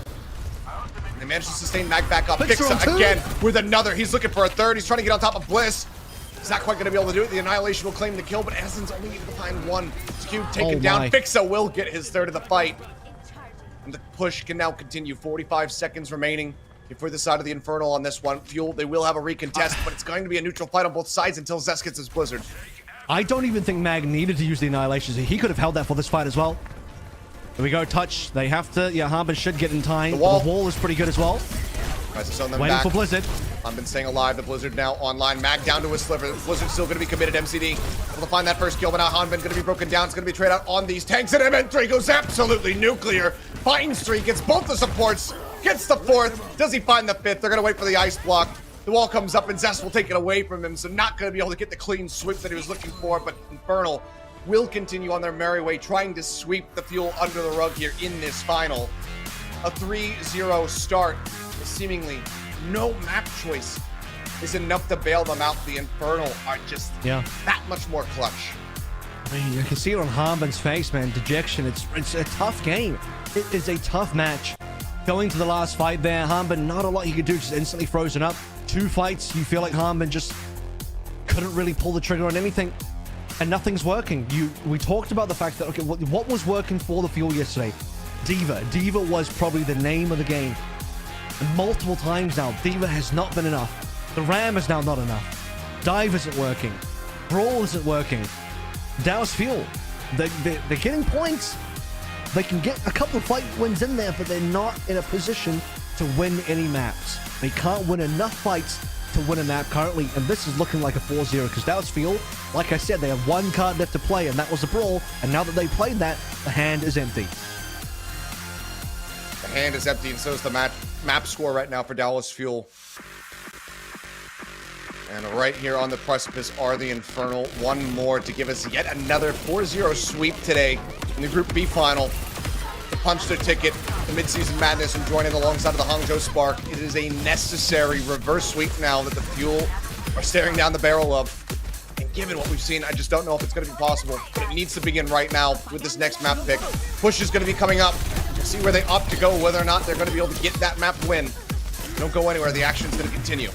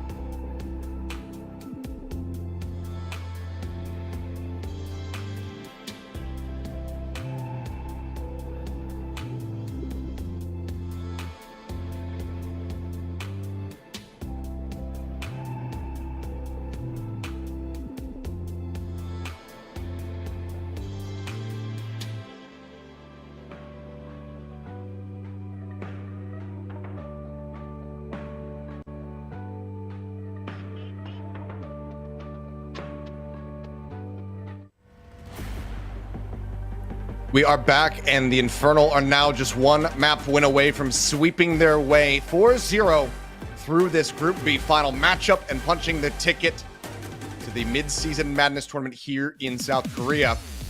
And it just seems like they're unstoppable at this moment. It's not been anywhere close enough, not for the Dallas Fuel. I mean, all the magic that we saw yesterday was poured into their win versus the O2 Blast, and that magic seems to have fallen by the wayside now versus the Seoul Infernal. You know what? Map number 4, it's going to be push. I said that the Dallas Fuel had no more cards left to play, but they got one more card left to play. It might be a Joker card, and, you know, I'm going to be honest with you. I don't think the Dallas Fuel fans are ready to have this conversation. They can sub-rush in. That's the last thing they can do. But you know what? I don't think Dallas Fuel fans, they're not brave enough to have that conversation. Yeah, I don't think they want to have to resort to that one. Obviously, want to have this 5-man core work, be functional, be reliable. Obviously, this meta, not great for them, but that argument only goes so far. Because if you want to remain at the top, if you want to have that back-to-back championship, you need to be flexible. You need to be able to play across multiple metas. I don't even think the meta's awful, though, because you can still play the Ram. You can still play Brawly type stuff. You can still play like Hanzo metas as well. You can just pretend to be the Guangzhou Charge. Just take a look at Skew's stats here from the last map as the Ana. And low deaths per minute. In fact, low deaths across the entire series, I gotta say, especially on the last map, or the 2 maps ago now it would have been on Blizzard World. Yeah, pretty standard stuff. I think it would have been probably a little bit more worthwhile to also be able to compare it to MCD. Both players did pretty equal. I don't think Skewed had that much better of a game compared to MCD on Chambali. As even the low deaths, they both only died 5 times. So, yeah, both similar healing, similar damage done. Skewed actually a little bit more damage done, and MCD a bit more healing done, just in terms of what they were focusing on. Yeah, I think to me it's been more of like a DPS differential. MN3 Zest has been the clear standouts versus Edison Sparkle. As far as talking about 6-man goes as well, it's not like Seoul Infernal can really go anywhere with that. What are you going to do? Sub Poco in from France? Play on some 200 EU ping? That would be their only out as well. Thankfully, they don't have to even think about that because they are 3-0 up, looking pretty comfortable on map Colosseo. Actually, you know what? All joking aside, Harpen could go Junker Queen here. Because you do expect Mag to play Winston. So yeah, and I think that has to be played. In all seriousness, out of the sleeve, out of Russia's sleeve appears one last card that we all forgot about, the Junker Queen. Well, since you made it before, we'll hope that it is the Junker Queen, not the Joker Queen at the end of this one, because if it does not hold water, if they cannot get this win, that is it. That's the first half of the season done and dusted. You won't be attending an international event. They need this to be the first step of many, of 4 maps that they would need to pull off in reverse sweep fashion to steal this away from the Infernal. Who, I mean, to them, it feels like if they had the travel, it would feel like they already had their flights booked. Obviously, for them, it's more of a train ride. Barely that way. I don't know how far away Kintex is from. Can't suspect that they would make them try to train all the way over there and then walk to the venue. It's like 10-15 minutes walk from the subway station over in Ilsan. Yeah. There it is. There's the Junker Queen. Okay, so, and it's not the Winston. It's the Doomfist again from Mag. But I think the Junker Queen is fine into the Doom. It's not as dominant as it is with the Winston, but it's fine versus the Doom. Not necessarily concerned about the matchup. I'm more just wondering why they continue to try to run this one when it has not been finding much value at all. Dude, I'm trying to remember. The last time that we saw these 2 teams play, did they not also play this map? Colosseo, and did we not get this matchup, the same matchup, Junker Queen versus Doom? We may have. Pretty sure we got this exact same matchup last time. We have to look back on it. Either way, though, neutral fight has begun. MN3 sliding along the sides, looks to get a hack across, does find MCD, but can't put enough damage down to really threaten him. Okay, you know what? I've looked back on it. It is the exact same composition. Okay, there you go. The last time they played, and by the way, Infernal still won, so they're running it back. Hanbin played Junker Queen, Mag played Doom, Infernal still won on Colosseo the last time they played in the upper bracket. I guess I'm just not remembering that one. Wipe the Doom from my mind. Either way, still just a very extended neutral fight, minute and 15 in. Eventually, Hanbin swapped the Diva, and then Mag swapped the Zarya, so look out for that later on. Okay, let's see if we follow the same script. Either way, Fixa finding an opening headshot. Edison's going to be taken down, but MCD also looks to get involved. Sends a kunai over through to finish off Mag. Now without a tank. Play does make things a bit more precarious here for the Soul Infernal. Fuel in a position, if they can just clear this out, they can start the push. Sleep Dart going to be going wide, skewed, unable to find one. Now is under fire. Also a little bit low, but Fixa will be able to go ahead, keep him with sustain. MCD, this time, the follow-up is found. They managed to get that elimination. Now, Tsune Rush does come through. Infernal looking to shove them back. Dallas Fuel, go ahead, they disengage, they pull away, allowing to give up a little bit of space, but the bot still isn't even pushing, so this isn't too bad for the Fuel at all. EMP time. M3 should be out hunting. Zest and Mag got to be ready for this one. As there's not a lot on the defense. MCD's got to be careful to be able to Suzu this. High ground play, though. So, to be fair, where Dallas Fuel are currently standing, they can't really get EMP'd. They got to come down at some point. You want to push the payload. You cannot just be sitting on the high ground. Once they're down... Oh, M3 actually spotted Edison there. Yep, noted, and then ends up getting spy checked as well. That actually is really bad for M3. Him getting spy checked right now when he's sitting up for EMP is not good. Oh, Edison hacked as he tries to go around the backside, and then Cube turns, finds the kill, now dumps that nano straight over into Mag. Seismic Slam not going to be finding too much there. Looks for the punch, goes wide. Zest as well with a pulse bomb, not able to find the sticks. The pot is still not really gained. 6 meters, 3 minutes into this one is the maximum distance that we have. But now the EMP comes through. Hanbin isolated, ends up falling. Sparkle has to get himself out to safety. Seems like the Infernal should finally start gaining some distance for themselves. Especially with the follow-up kills. Hanbin down, that's the player that you want. Caught on the sidelines, still ended up being a 3-man EMP, and what a huge pick on Edison. That's where it starts, right? Edison spy checks MN3, forces MN3 out, but then the exact same thing happens when Edison finds his EMP. He tries to go for the setup, and we're seeing the spy versus spy again. Sombra versus Sombra gameplay. At least Edison didn't get hacked out this time. Him dying on the sidelines near the glass before the EMPs were deployed allows MN3 to find his EMP first, and Edison just has to sit in the spawn room. Mag makes his exit off the high ground. Bot for now. Control has to be surrendered. Edison skirting around the side, tries to go for the hack here on MN3, but does get spotted out. Forces him away. Rampage goes across, managing to find 2. Bliss, however, going to be taken down, skewed, and Mag Health will go ahead and bleed out. Zest follows up with a second elimination to try to even the score. MN3 finds MCD so they can trade up, and they actually win this out. And a bag.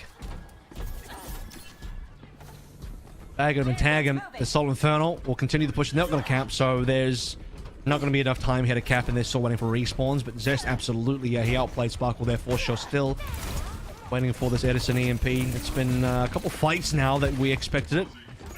The upsetting thing is, if Edison uses it too early here, then they're not going to be able to find value in terms of getting their own push. So it's kind of good that Soul Infernal, at least from the Dallas Field POV, that Soul Infernal back out, so they don't have to be forced to use ultimates just to regain payload control. They got that for free. Back on the Bliss, dive into the back line. They're looking for him. Heals coming across. Looks like MCD will be able to keep him alive. In the meantime, Fixa ends up falling right after using the Kitsune Rush. Good answer back to keep the bot from pushing forward. Try to get it back into a more neutral position, but they're still looking to push the issue. Nano goes across. MCD gets taken down. Mag looking for a little bit more. Hanbin over into the wall. Fist raised to try to mitigate some of this damage coming across, but now has the Meteor Strike as a bit of a bailout. Seismic Slam goes up into the air, looks to drop down. Hanbin has to swing away from him, but he goes right into the welcoming arms of Zest, who takes him out. And now Bliss, looks like he will be able to survive, but widely still, the fight goes the way of the Infernal as Zest finds another. And Dallas will actually have the first frag. Edison EMP on the backline, fix it down. That was the trade. The Soul Infernal, they survived because the other members were able to push forward with the necessary trades. Now threatening the cap. And with an EMP on M3's side, this should be pretty easy. He's just going to go for it. Yeah, MCD taken down. Hanbin trying to stay alive. Down barrier. Let's catch the 4 remaining players. They try to rush back over and stop this bot. I believe they do stop it actually before the checkpoint comes in. Yep. Fix it dead on the back end. Matt gets the punch across though. Edison going to be taken down for delaying that next EMP. With him falling though, it seems like the Fuel should have some breathing room. But they need to get some distance since there's only 4 minutes remaining. It seems expensive, but honestly, I respect the sound barrier coming through from Bliss because you have to guarantee the touch. One of the only ways to do that safely is to just expend the sound barrier, play the 4vx scenario, win the fight on the payload, prevent the actual cap. Making sure that Soul Infernal don't cap is super important, and they did get that.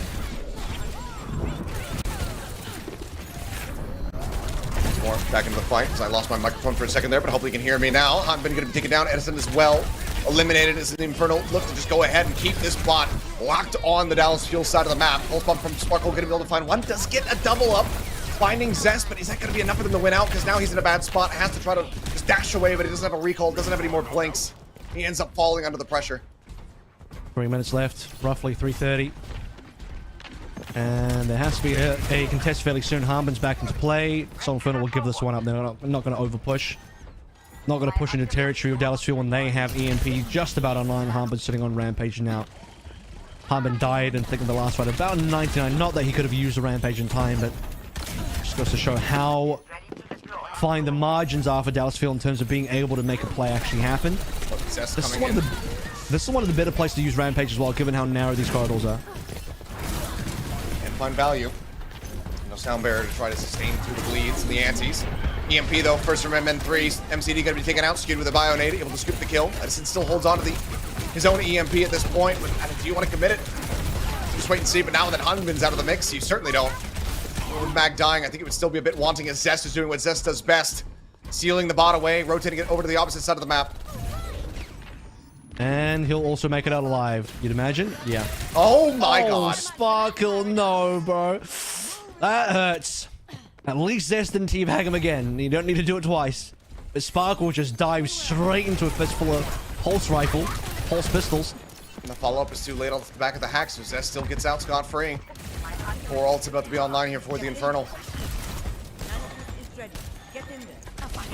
EMP strikes, catches 2. Nano on a Mag to try to keep him alive, and Zest does not get taken down. They do not have the follow-up. Now it's an answering hack and a sleep here onto Hanbin. Shield comes in from Bliss, fixing a match on the opposite side. Surely Rampage. Rampage still available, uses it in timing, trying to catch Mag on the drop down from the Meteor Strike. It doesn't get him, but it does get Fixa and Swell skewed. Splits up for the kill on the one, and Mag is right back into the mix of things, seeking down MCD. Pulse Bomb goes across, Mag finished off. Sparkle could come away with one there, but it's 1 minute and 38 seconds remaining. The bot still locked in position. They have to get this push started. They need to get the push started a while ago. This is the first real distance. I mean, they were sitting on nothing realistically. Surely Zest doesn't live? Okay. Yeah, well, with Bliss helping him out, Sparkle will be able to get the 2v1 confirmed. Mag now going over towards the Ram, so we're not going to see the Doom the entire way through. And you know, I respect it. If you just want to play defensively now and hold the 64 meters, because you don't have to go for the scap. Yeah, go forward towards the Ram, play super defensively. Sparkle, I think he's dead. Yep. Goodbye. God. I mean, you can just see Johnny on the spot. Sleep Dart comes in. Zest arrives. Just instantly. Up there. Yeah, I mean, he was antied out, but Zest doesn't care. Hanbin's just like, yeah, go ahead, take me, let me get a faster reset. Full arms wide open. Take me, my time. It's my time. I'm ready. Claim me. As he swaps over towards the Ram as well. Pulse Bomb ticks up naturally. Now has this one online. Sparkle moving over, trying to keep the bot contested, deny this checkpoint from coming through. Hanbin up onto the high ground, looking to match. Pulse Bomb not going to connect. MCD manages to avoid that one. Fixa going to get eliminated. Edison with a nice little kill. Can they find more on the back end? Gets the hack onto Skewed. Should be able to set that on it down for bed. And they'll be able to do so. So I'll fight one, but it's so many more that they need to win. And versus Ultimate, so EMP on both sides. Yes, Skewed as a Nano. They have to catch up. Dallas Fuel are lacking. At least they got a Pulse Bomb to play with. If they can find a pick here. If they can get Zest. Yeah, that would be big, because that's 5v4. The Zest is pretty elusive, not elusive enough. How about 3 members? 3 members of Dallas chase them down, but I gotta say, pretty worth. Only takes 1 to push. Get the bot back now, moving forward. Gonna push this thing up the hill. MN3 in the meantime. Around the back, Hanbin, the lone person here. Hack comes across, they look to just force him out. Nade goes across to try to empower that healing. And yeah, it will keep him sustained for now. The Nano is well invested. Pulse Bomb from Sparkle finds Fixa. That's taking a nap. Bliss confirms the kill. Annihilation in the back pocket. Mag just raising the shield, going up onto the high ground. Tries to break line of sight, is able to do so. One more Sparkle fight. at arm's length, but the push is still coming through. Annihilation fight, this is it. And by the way, Bliss has a sound barrier, so that could be the difference maker.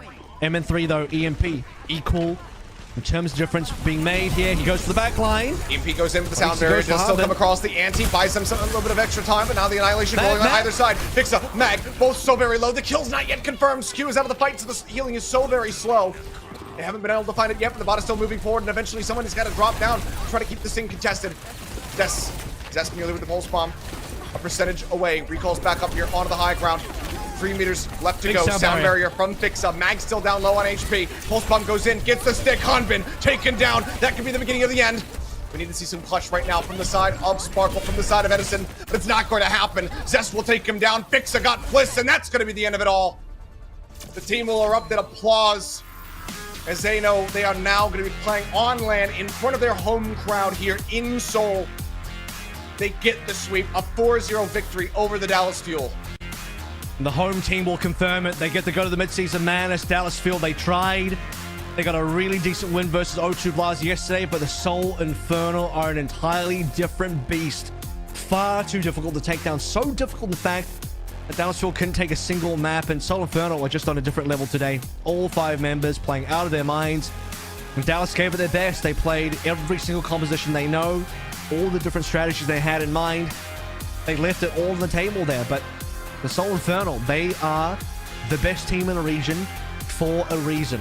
They might not be the #1 seed, but power ranking wise, by the end of the qualifiers, by the end of the regular season at least, for the first split of this year, by far you would imagine Seoul Infernal the team to beat, and that continues through as we head into mid-season madness. Both of the teams between Spark and Infernal winning their knockout stage finals 4-0 flawless. And I mean, as far as the representatives go, having them moving over into international competition, getting ready to take on the NA squads, that's what you want to see from these teams. You want to see dominance, and that's exactly what we got. Hangzhou Spark would love to throw their hat in the ring and say, hey, we need to be in that conversation as well for the #1 team. Given the form that they've been showing, and obviously we don't want the region to cannibalize themselves, but Zest versus Leave sounds like one hell of a hype matchup right now, as Zest is going to be our player of the match. And honestly, if you weren't sold already, that last map, Zest outplaying Sparkle multiple times, Zest stealing a payload away again, as he always does. And then in the final fight, the cherry on top, my goodness, the icing tastes good. Pulse bomb onto Hanbin to confirm the kill, the straw that breaks the camel's back. The Dallas Fuel's back, snuffs out the flame. That was all they needed to complete Coliseo. And look, Dallas Fuel pushed that Coliseo map as far as they could into one final fight, meters away from maybe getting the flip of the cap and the map win. Starts out though, however, all point back on Ilios. You remember this cheeky little, I think this was a 3K, or at least a 2K. He didn't get MCD, but was able to help set up for those kills to come through. Zest, I think you could have, this is another one of those situations where there's so many arguments to be made because pretty much everybody on the side of the Infernal was playing out of their minds. They were operating on all cylinders. MN3, some fantastic clutches. Think back to him just denying these picks that he got to try and deny the push going forward onto point B. The kills that he was able to get on Shambali Monastery. So it's a tough call, and there's multiple people who are very deserving of this award. Zest gets it in the end, and he just continues to be absolutely incredibly clean when it comes down to his tracer play. Well, I certainly think the DPS line was where the difference was made today. You can argue that, honestly, the supports were a lot more even than you would have imagined, especially since I think the Dallas Force supports have done a lot of catching up in the past few weeks. MCD had an amazing clutch Byron to save Hanbin's life to even enable them to take a final fight at Coliseo. Hanbin has always been a star factor on this team, but it was a rough showing from Sparkle and Edison, if I'm going to be completely honest with you. MN3 and Zest, well, nothing but star-studded from their POV as we once again see the one clip from Zest straight into Sparkle's face. And then finally, this is the pulse bomb that seals the deal. Boom, straight onto Hanbin. Good night, sweet prince. Yeah. And not only that, it looked like Bliss kind of going off the side of the map there for a brief moment, so has to wall ride his way back up. And just given the lack of time that you're dealing with, not having that Lucio there to offer up a little bit of extra healing to try to peel, to try to boop Zest away right before the pulse bomb comes in, also ends up being catastrophic. But it was a hell of a performance here from this guy, as we have very regularly come to expect. Yeah. MN3, by the way, final fun fact, didn't die at all on that last map of Coliseo, so finished deathless 5-0. Zest finishes 10-5. MN3 himself, as you mentioned, also had a brilliant round of plays. 4K Hanzo, I believe, on Shambali. Impressive stuff. Soul Infernal looking good, heading into mid-season madness. I think on the positive end, it's good to see one of the home teams, whether that's Seoul Dynasty or Soul Infernal, be able to represent their city, the city that the mid-season madness will take place in. I'm sure there'll be a fan favorite for sure. That is exactly what Korean fans in Seoul want. Now the Korean fans will be ready to hear from Zest or whoever we interview in a short moment. Yeah, we'll see who we're going to be hearing from. Looks like it is going to be Zest that we'll have the interview with, so we'll get to hear from our player of the match, get his thoughts on the road that Infernal has undertaken, because obviously there's been a lot of changes. But we'll go ahead and hand this off to Unknown to guide us through. 솔직히 그래도 델러스 피얼하고 지난번에 만났을 때는 스코어가 3대 1이었는데 오늘 4대 0. Last time when you faced the Dallas Fuel, it was 3-1. This time, even though it was a first to 4, you went you went 4-0. Did you expect this to happen? 깔끔하게 이겨서 되게 좋은 것 같아요. I mean, I was definitely thinking that we'd win, but not through 4-0. So I'm definitely surprised, well, pleasantly surprised at that, and I feel good. 선수가 되게 나이 정도면 잘한 것 같은데 왜 나는 피오팀 안 주고 맨날 딴 사람 줘? 이런 혹시 불만은 없으셨어요? So you have been surprisingly not getting a lot of the player of the matches, despite your many wins. Have you had any? Were you disappointed so far? Well, yes, but no, because all my teammates were really good, and like it was whatever. 솔직히 약간 서운할 뻔했는데 안 줬으면. So, and on this important match, very important match, you got the player of the match. So did that kind of like, you know, make you feel any better? 네, 맞아요. Yeah, I mean, if I didn't even get the player of the match today, I would have been a little bit, you know, sad. But and also tomorrow's my birthday, so that's, I guess, a factor. Happy birthday! 막 괴물들이라고 말씀을 드렸어요. 그러니까 모든 경기에서 본인들이 준비를 한 건지 아닌 건지 어떻게. So I do also want to ask you a question. Like the coordination during today's match was really, really on point. Was this all pre-prepared, or is this something that has been going on the fly? 저희 코치진의 능력도 되게 좋다 생각하고 저희가 그리고 저희가 선수 개개인이 모든 영웅을 진짜. So I think it's. I do have to mention that it's a very big coach diff, and our coaches really prepare well, and also just on the individual player level, our players have a very large hero pool, and with those kind of ingredients, our coaches are able to cook up a lot of different tactics and strategies, which we are gladly able to execute. 이번 시즌 개인적인 목표 같은 게 있나요? So do you have any personal goals for this season? 시즌에서 무조건 우승할 생각이고, 네 그냥 진짜 미드 시즌 일단. So I mean, before anything else, like on the short term, I really just want to win MSM. 제일 좀 그래도 지금 현재 리그에서 동서부를 다 합쳐서 이 팀은 좀 너무 강력한 것 같다. So the West and East divisions combined, is there a specific team that you think that is really strong and hard to go against? 정도긴 한데, 애틀란타도 만나면. So I mean, I think the only actual threat would be the Atlanta Reign, but at this rate right now, we're really confident in going against the Atlanta Reign. So do you mean that even if the Atlanta Reign isn't a match for Infernal, are you saying that Infernal may be the strongest in the entire league?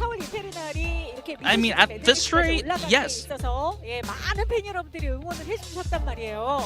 우리 팬 여러분들께 또 한 말씀 하셔야죠. So you get to compete on home turf of the mid-season madness. Do you have any messages for the fans? 올해도 계속 응원해 주셔서 너무 감사드리고 이번 시즌은 진짜 임페르날이 무조건 우승을 한번 할 테니까. So thank you for all the support, and this year I have really high confidence that we can win everything for you. So thank you for your support, and please keep it going. 뭐 딜러가 두 명이니까.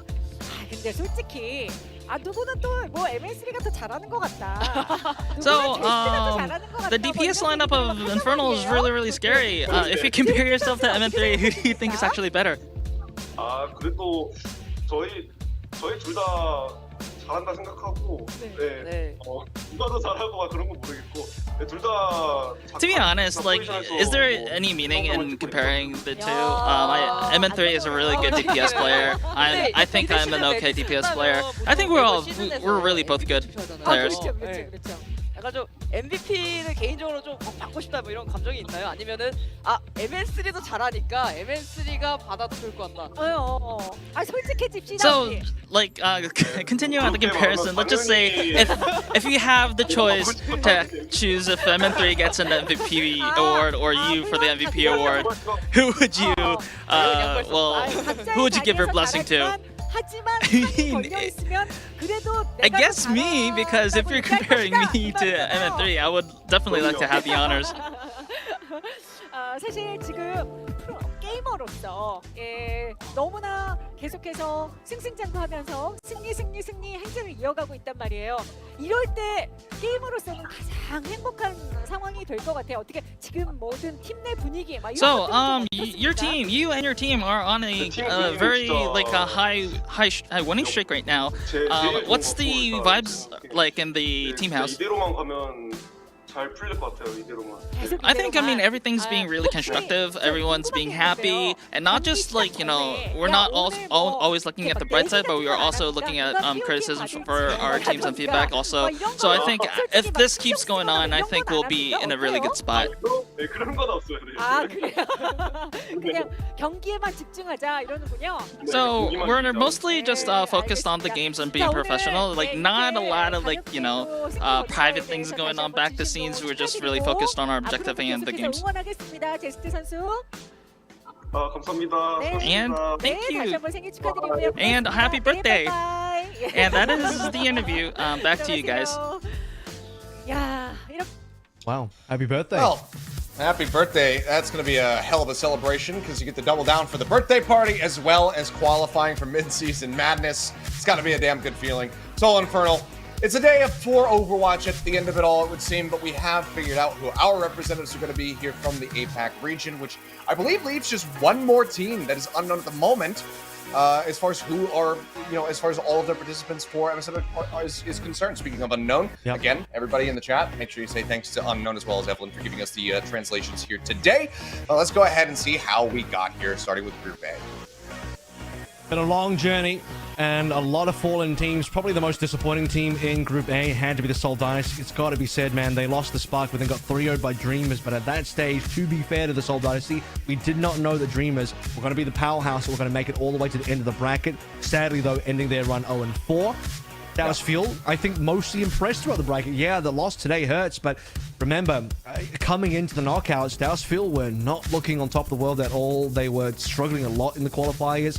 Came through, beat SPG. They lose to Soul Infernal because, well, we expected that Soul Infernal were going to be stronger. Sure. Beating O2 Blast was not an easy task, and there's a lot to be proud of there, I think, for the Dallas Fuel, given how hyped O2 Blast were coming into this and how close O2 Blast plays Soul Infernal. When it comes to push and shove on the final day, when it counts in the BO7 here and the first to 4 in the final knockout game to actually make mid-season madness, I think we all knew that Soul Infernal were going to be favored. I just didn't know they were going to be 4-0 favored. Yeah, I mean, that's exactly what Zest was saying there in that interview. So, I had a lot of confidence that we were going to be able to win this, but not necessarily in the fashion that we did. But that should, further push that confidence into that international competition once midseason madness does kick off, because we're now only a couple weeks away. So we're on the cusp of finally seeing these teams clash here on Korean soil and seeing who is going to be able to come out on top. Who is the better region? Is it the one that outnumbers us significantly, or will it be our two representatives that are able to take them down? Because given the form right now, I think it's very much up in the air. You say outnumber us, but as a reminder for next stage in summer, we're going to be adding the contenders teams into the regular season here as well. So the top 4 teams from this knockouts, which are, if memory serves, Dreamers, O2, Panthera, and Pokerface, will be joined by 2 other contenders teams going through the open qualifiers. And that also includes some of the teams that got knocked out here as well. So teams like Simpriza and Rhodes and all that, they can re-qualify through opens if they're good enough, and I'm sure they are. So we'll see 2 more contenders teams for a total of 6 contenders teams, 6 Overwatch League teams for the summer stage in the regular season. So we're going to be evening up those numbers slightly, 13 for NA, 12 for APAC, and that will hopefully make things a lot more competitive. Which means that we'll get 1 slot of playoffs. Anyway, that's going to do it from us here this evening. I had to take a pot shot. I'm sorry, Sean. But that's going to do it from us here. It's been a wonderful first leg of the season. Obviously, we hope to see you guys soon, maybe over at MSN. Who knows? We'll have to just wait and see what happens.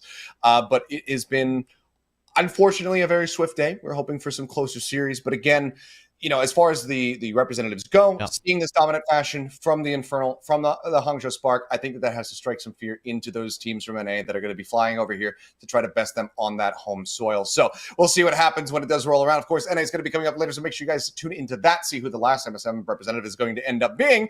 And we'll see you next time. Good night.